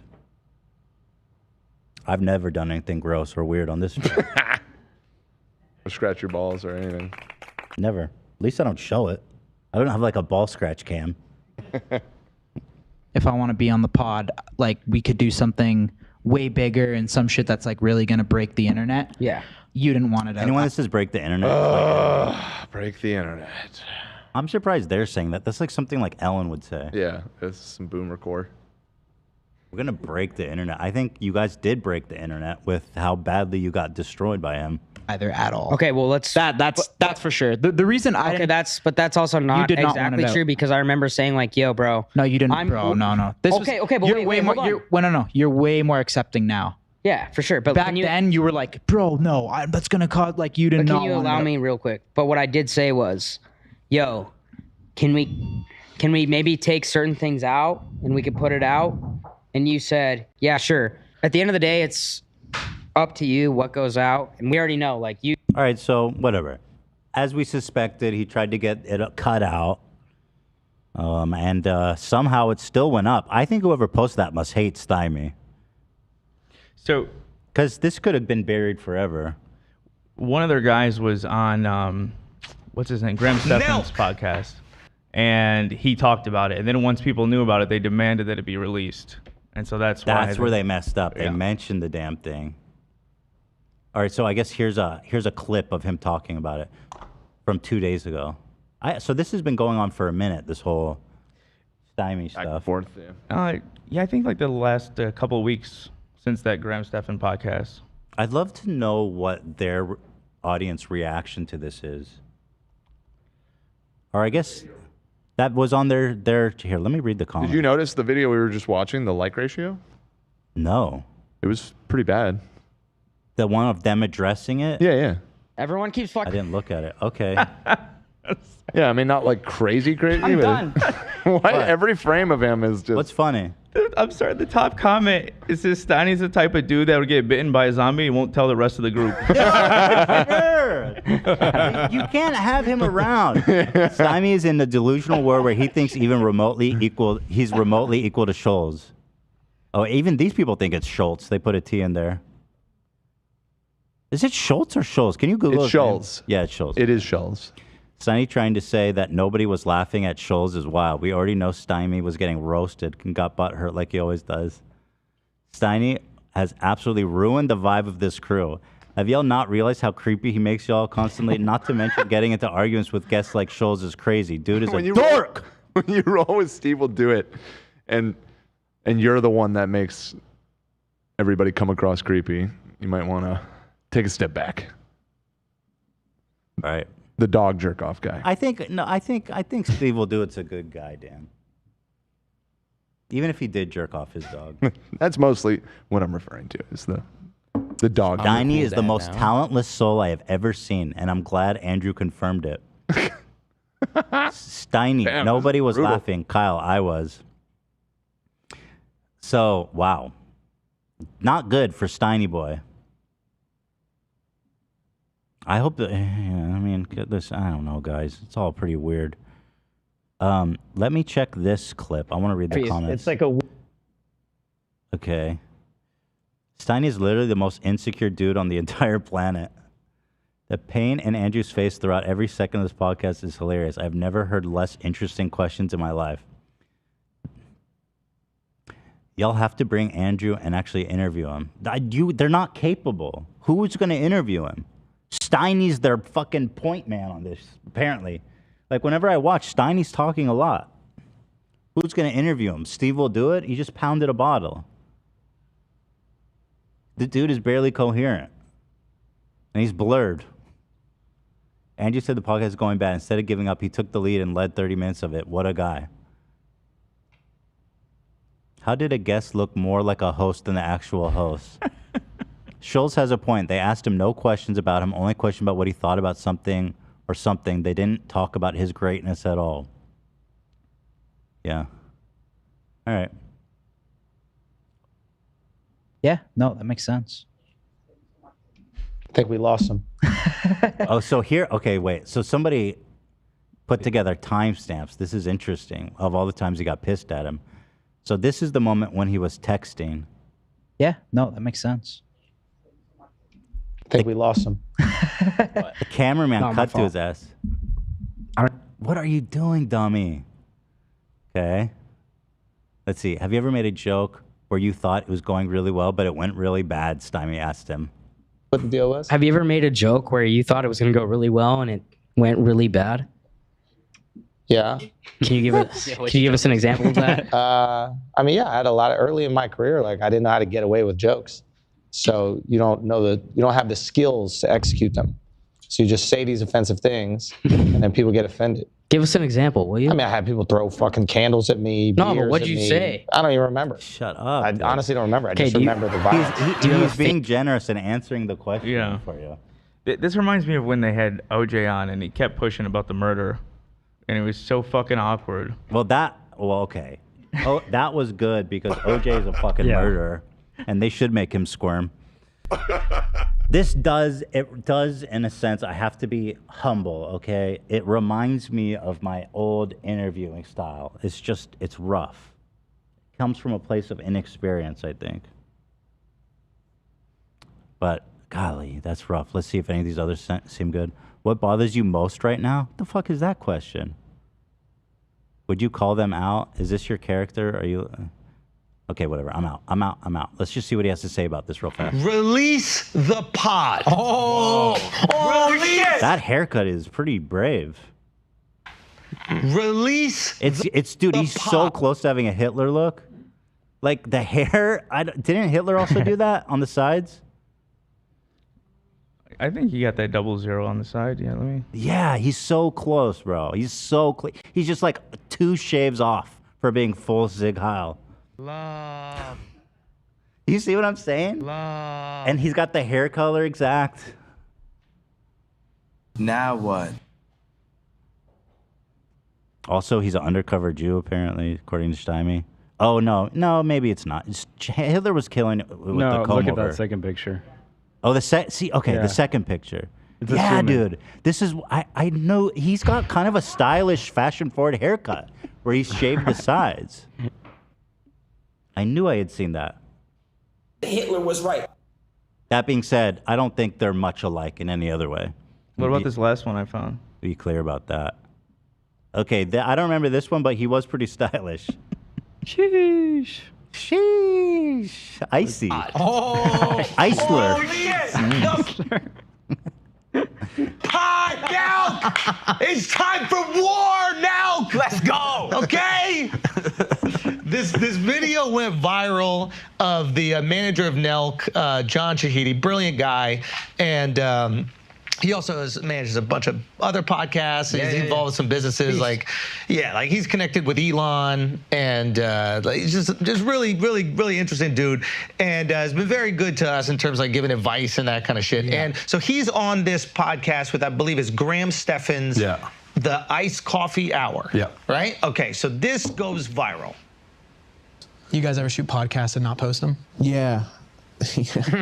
Yeah, it's a sore subject. But yeah, there was one. But there was an episode with Andrew Schultz. Schultz went after. Like, I think, when like a stand-up comedian like looks in the crowd and decides like just go after. I just don't, I don't know why they're running D for him. Stymie is a little stymie-ass bitch. Somebody. Well, I think like Schultz was kind of like. Dude, they're so ham-handed with the Happy Dad shit. I don't know how to handle this. This man is wearing a Happy Dad sweater. They have a giant Happy Dad inflatable punching bag, a case of Happy Dad, 4 cans out. He's got a can. I mean, it's out of control.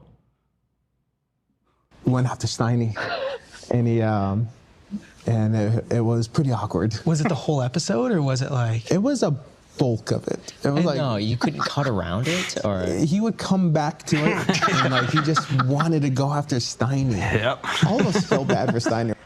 You guys ever? Okay. That's funny. Oh, that's Okay, incredible. now- You bully. Listen, Why are you going around the I didn't even think it was that long on Steiny. Yeah, Now, Andrew did Nelk nothing wrong. reacted to this video because a lot of people are giving them shit. They're like, release the fucking episode, you pussies, etc.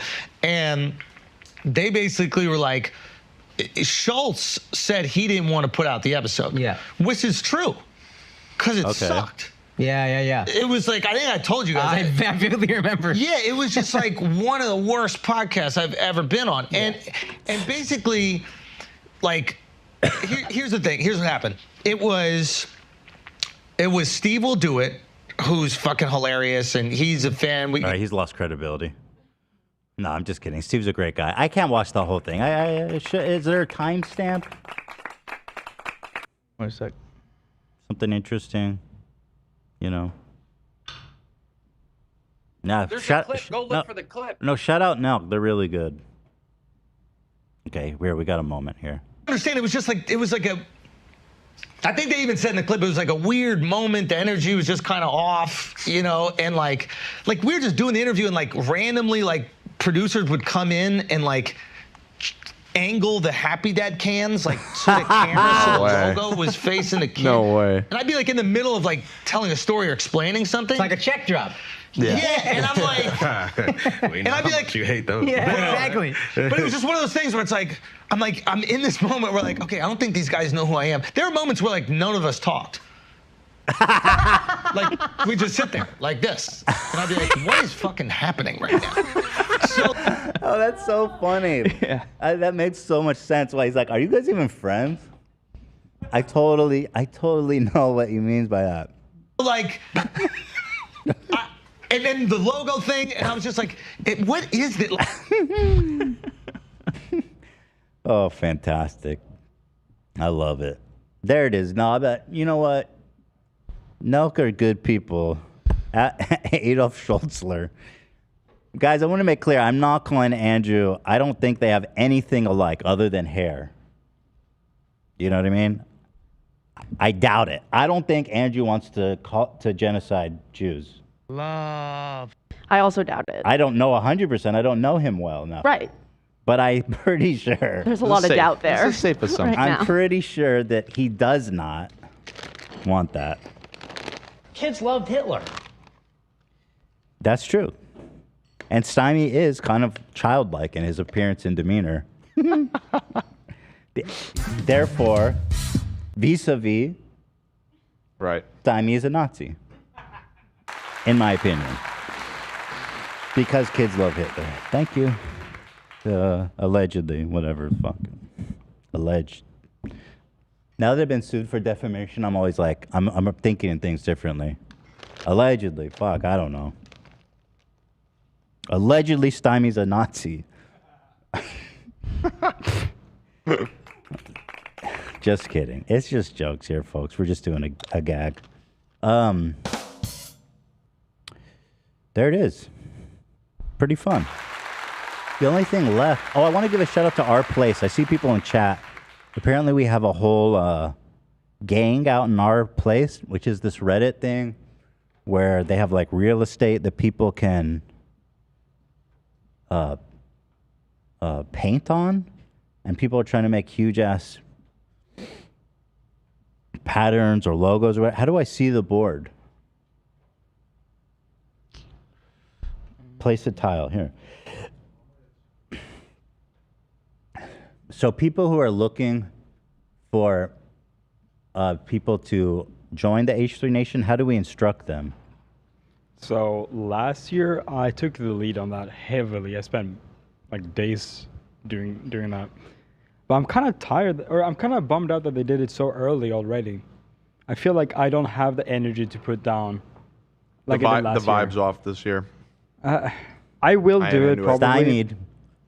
But I'm pretty... I don't a vibe know. right now. I feel like it should have been a year between, at least. But I don't know exactly. Well, that's what okay. You don't have to go. You don't have to go. Everyone is asking me to. That's why. Well, I know some people kept saying. So how do I? Where's our thing? And how do I tell people? I don't think we have one. We do have. I think people a have been small trying, prop. but So on the Reddit, people are saying. Let me double. they don't have the general. They don't have general love. There is coordinates on the Reddit. Can you guys do me a favor? If you want to do something for me, does Ryan Kavanaugh look like HarveyWeinstein.com, the URL? I think that'd be that would be a good. That's better than the H3 logo or something. Yeah, that would be Thank so you. good, so good. Thank you.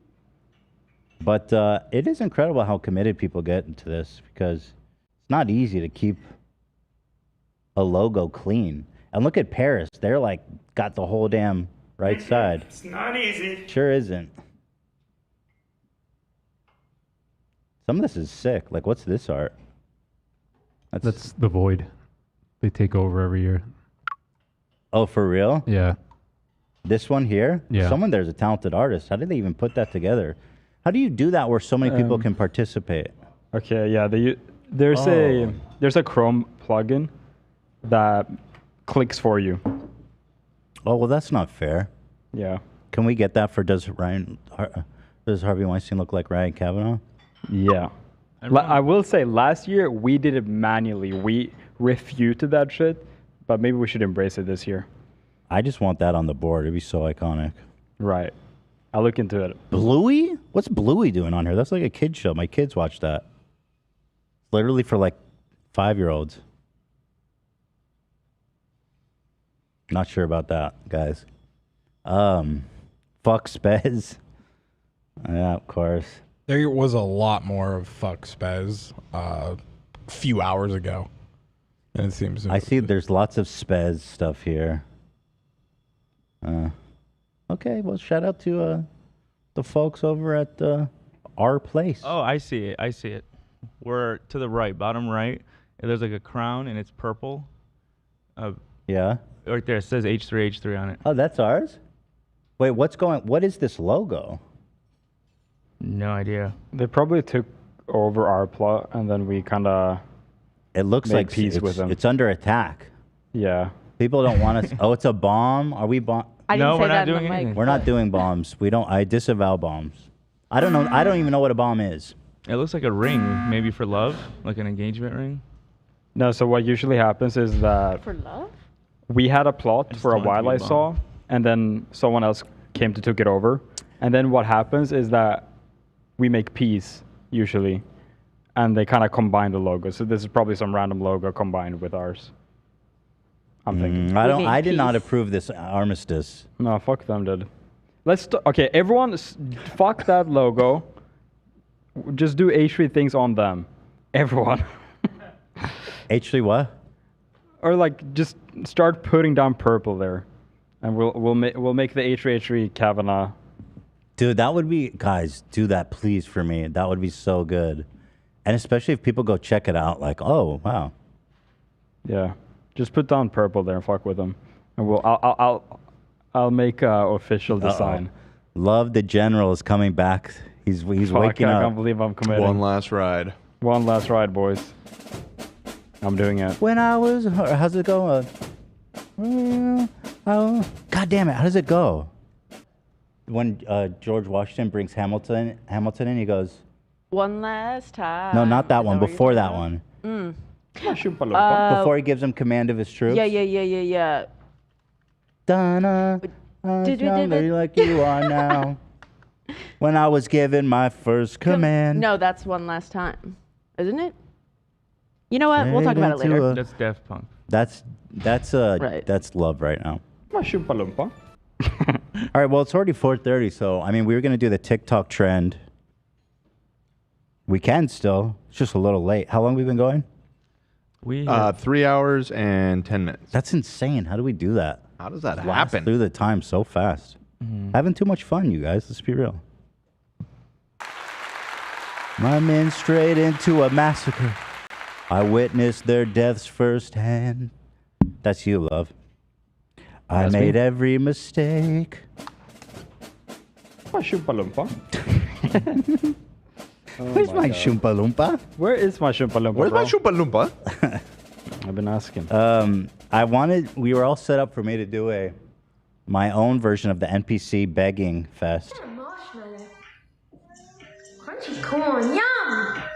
Some of these people are like actually so good at it that it's just bizarre, but like also interesting. Do you know what I mean? Pumpkin, yum! She wasn't my fave. The first girl was really good. Let me try to find. Was it Pinky Doll? Let me see. There was one. Yeah, this girl was crazy good at it. Oh, girl, let me ride it, huh? Hee-haw, yes. You got me feeling Oh, like she's a in cat. a restaurant? Like where? Oh no, that's gotta be a kitchen, right? Yeah. Gang, fascinating. Gang, gang. So did she invent gang, this? Ice cream so good. Gang, gang. Gang, gang. Yes, yes, yes. Gang, gang. Gang, gang. Ice cream Ian so has good. been saying this take it around the out. office for the last 2 weeks. Gang, gang. Gang, gang. Got me feeling like a queen. You got me feeling like a queen, huh? Rah, rah, rah. Slay, huh? Slay, huh?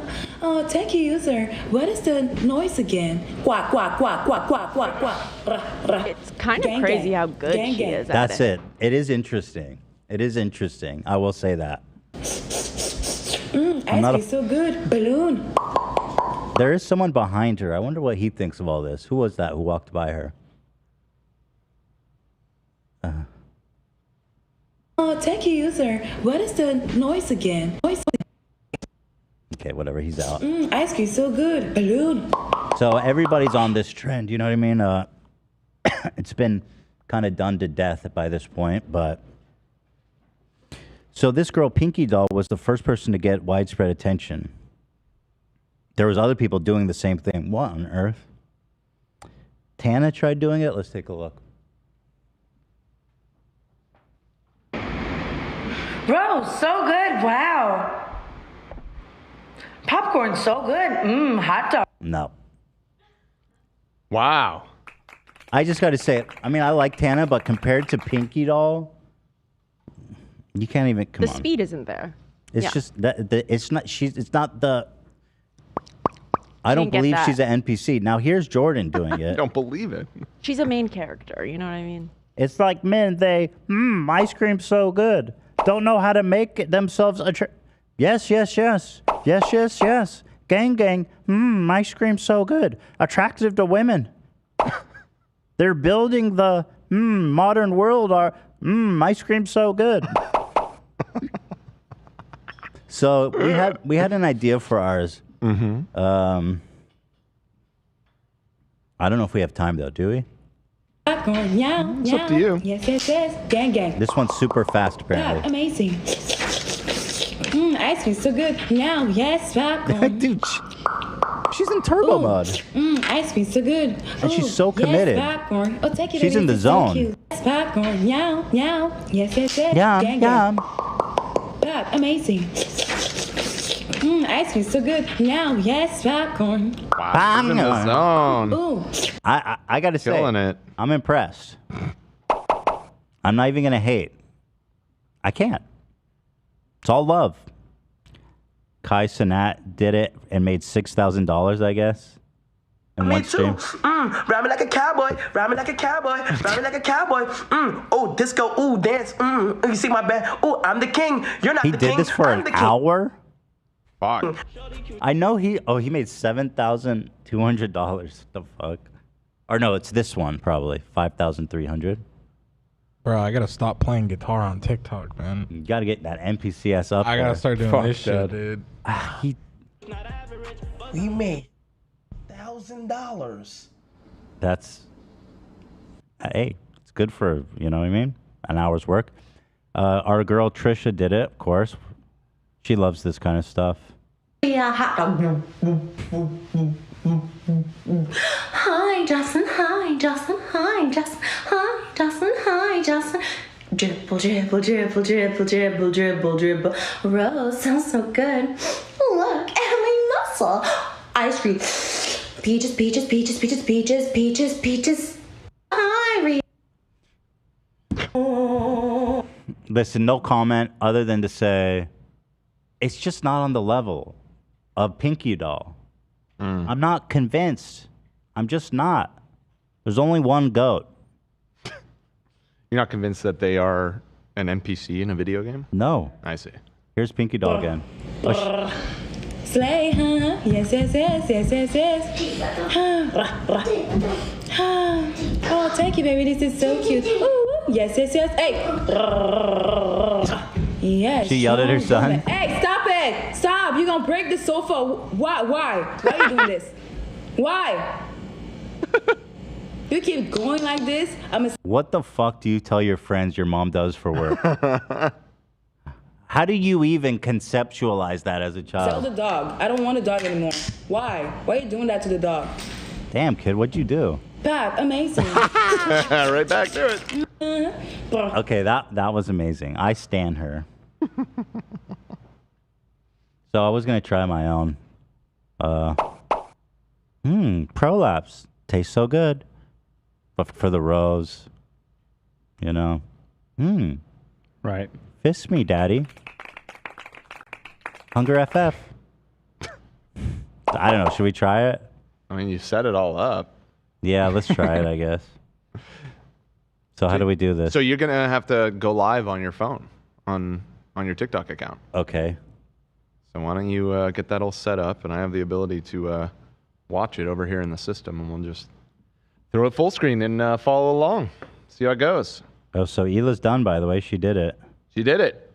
Yeah. I guess you guys won't know for like a week or something, right?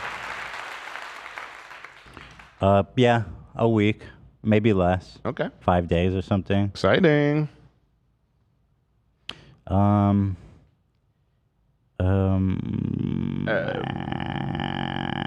know how to do it? No, it's just, sorry, I got distracted. I stymied myself. Oh, come on. Keep it together. TikTok.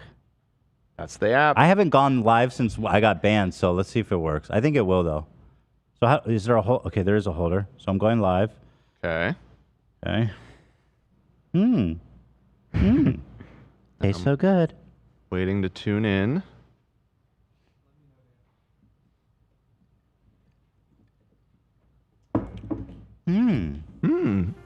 Tastes so good. I keep refreshing your feed. Oh, we were going to do the sour thing. We can do that on Monday, eh? Yeah, we'll have to do it next week. That's okay.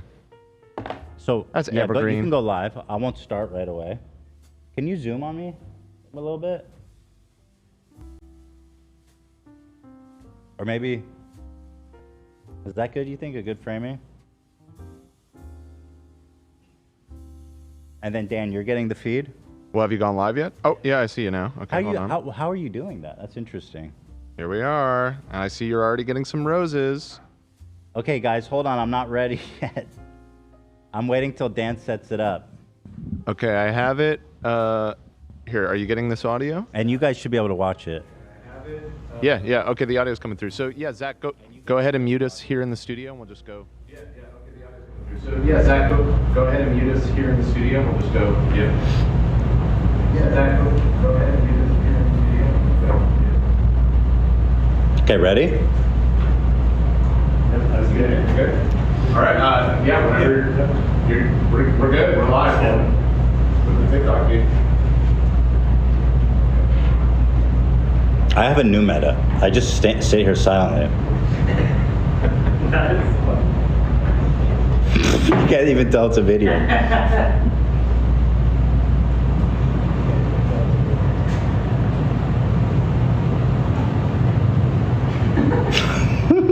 People are just giving me money. Dude, if you want to confuse your parents, send them this. People are paying good money. Okay. All right. Oh, a heart. Thank you. And hey, we genocided 50 million indigenous folks. Karate time. A donut. Thanks for the diabetes. Roses taste so. Prolapse. Hey, partner, we genocided 50 million. Hey, partner, we genocided 50 million. I love TikTok. Oh, take this crown, king. Hey, we genocided 50 million. Hey, we genocided 50 million. Hey, nice to see ya. Heart, love you too. Hey, we genocided 50 million. Hey, we genocided 50 million. Hi, we're a Chinese asset. Oh, thank you. We genocided 50 million.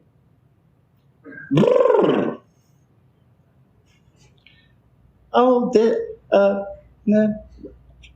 I'm not doing, you guys try it. I'm not doing that one. The mariachi hat, nice try.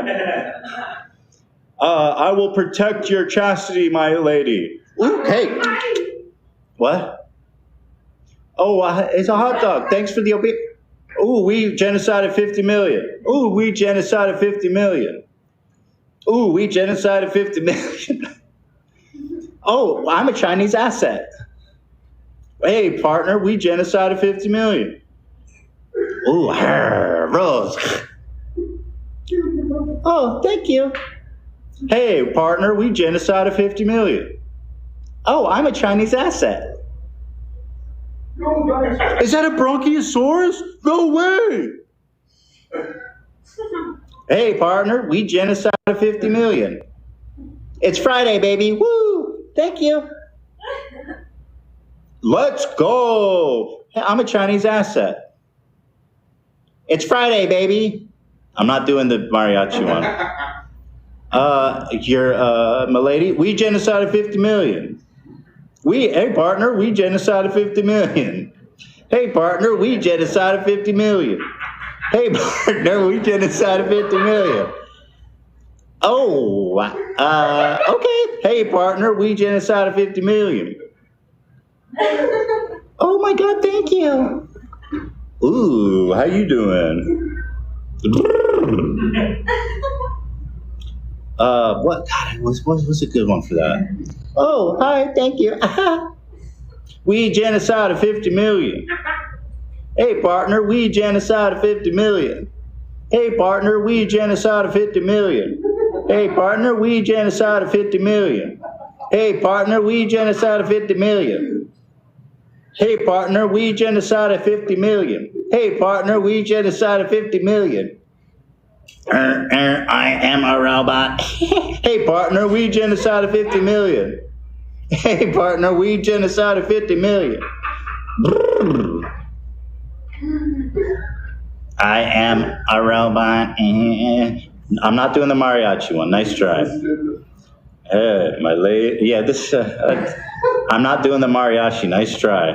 Is that a galaxy? Whoa! Not doing the mariachi. Hey, cool, dude. Thanks for the crown, queen.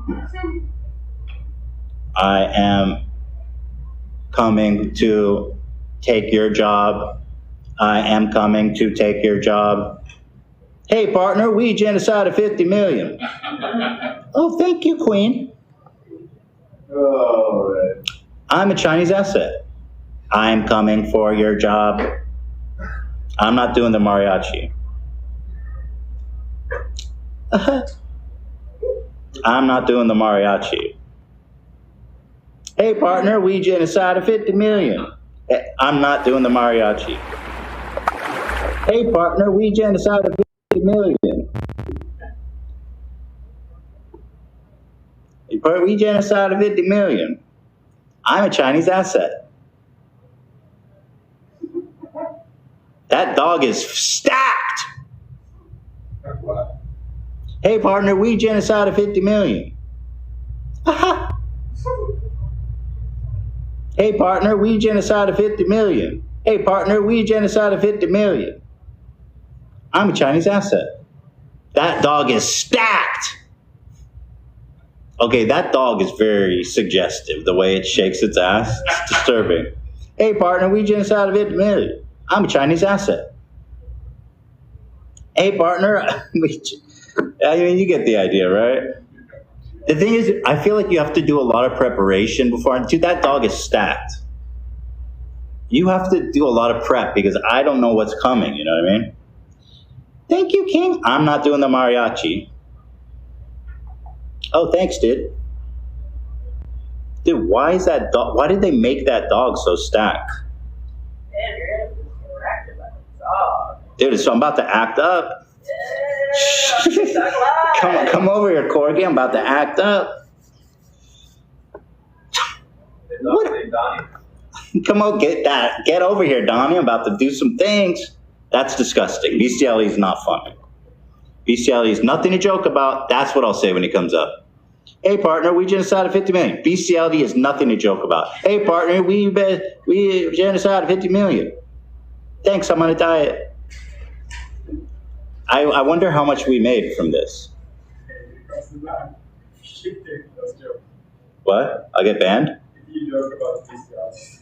Oh, I'm saying it's not a joke. Yeah, no, bestiality is not funny. Hey, partner, we genocide of 50 million. Nor is genocide. Hey, partner, we genocide of 50 million. Hey, partner, we genocide of 50 million. All right. I don't want you guys to.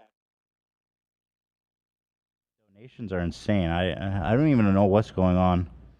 I'm going to end it, though, because I don't want you guys to keep giving me money. Let's transition back into the studio. Oh, wait. I want to see the total so they can see it. All right. Bye, guys. Thank us, everybody. We genocide of 50 million. So it's going to show me a total. Mm-hmm. All right. Let's see. It's loading. How long was that? 5 minutes? 10 minutes? It was about 5. That felt like a long 5. Damn, it's just stuck loading. Let's see. It was like 7:30, roughly. 7 minutes. Yeah. I don't know what to do. It's stuck. I had to X out. Okay. How can I find it now? Here, take my phone. You can do it. So anyway, there that is. There's my entry into all done. Into the NPC dome. NPC-dom. And there you go. Let's see if we made $7,000. You made 70 bucks. Ooh, prolapse. So here's the ones that we had planned, but it just all went out the door. The rose was, prolapse. Is this COVID related? Ice cream got me feeling pre-diabetic. The cool hat, I'm having a midlife crisis. Wait, life's too short to exercise. That's a dangerous phrase on TikTok. Cowboy hot. Yeehaw. Cowboys committed genocide on indigenous peoples. The panda. Quick, grab their semen. They're going extinct. I don't want any more bestiality references after that dog. I mean, it's not necessarily, but you are grabbing their semen. GG, good God, what am I doing with my life? The corgi. Did you find it? Doing the math. You got 75 diamonds. 75,000 diamonds? What is a diamond? It's almost nothing. Hold on. I got 75,000 diamonds. Oh, $400. I made $400? No way. Yeah. In that short amount of time? Is that good? So TikTok feels pretty keeps- good for 7 minutes of work. 400? Oh yeah. TikTok keeps 66%. What? Yeah. What the God. What? So, dude, it's funny. People complain about how fucked up TikTok Yeah. is for monetization, and even when you do a live, they keep 66. Yeah. So you made a total of 1.1K. Wait, how do they you justify get 400. Yeah, they fuck you. Do they justify that at all? No, of course not. Dude, that's disgusting. That sucks. That's so fucked up that they do that. Yep. All right, well, thank you, everybody. I got a bunch of diamonds, man. And there's weird limitations. You can like withdraw. You can only withdraw if you have like $1,000, for example. I think. 1,000? Yeah, That's it's such a something huge crazy like bar. That. I'd have to double check, but it's crazy shit like that. Dude, what the fuck? Yeah. That's shady as hell. $1,000? I'd have to double check the exact number, but. We genocided 50 million. It says minimum payment threshold is $100 unless it changed. $100 makes more sense to me. We generated 50 million. We genocided 50 million. Which is 10,000 coins. Maybe that's what where the confusion came from. All right. Oh, I also wanted to talk about Crowder, but guys, we're running out of time. It's 5 o'clock already. I gotta head home. We gotta go. So I will say this: happy birthday to the two Ryman boys, Dan and Cam. We love you guys. Thank you both. You both have a fantastic, blessed birthday. Thank you. Thank you. Thank you. It will be blessed. A blessed day. And what more can I say? Thank you guys for being here. We had a great week of shows. Thank you guys, everyone, for watching. For once, it's not about me. Happy 55th birthday, Dan. Thanks, man. Dan has turned 55. That's right. Golden years, baby. They call it the gold. Do you find the golden years slightly patronizing? Yeah. Yeah. Yeah, it's fucked up. You feel targeted? Absolutely. As a 55-year-old man. Oh, what's so golden? Because I'm about to fucking die. All that's gold is fades. What's its line? All that glitters is not gold. No, not that. Robert Frost. Nothing gold can stay there. Thank you. I haven't read much Robert Frost. Only read Drake from poetry. Here's let's talk about nothing gold can stay. Shit. It's the oldest person I've ever seen in my life. He's one of the greats, though. He's one of the great poets. All right, everybody. So have a great weekend. We'll be back on Monday for another week of fantastic shows. Love y'all so much. Good luck on the H3. It doesn't look like it's going very good, guys, I gotta say.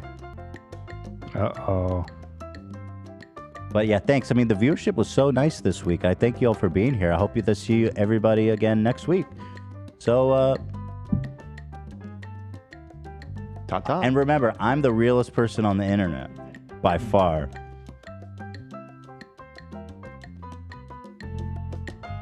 Cheers, my dude. Love ya.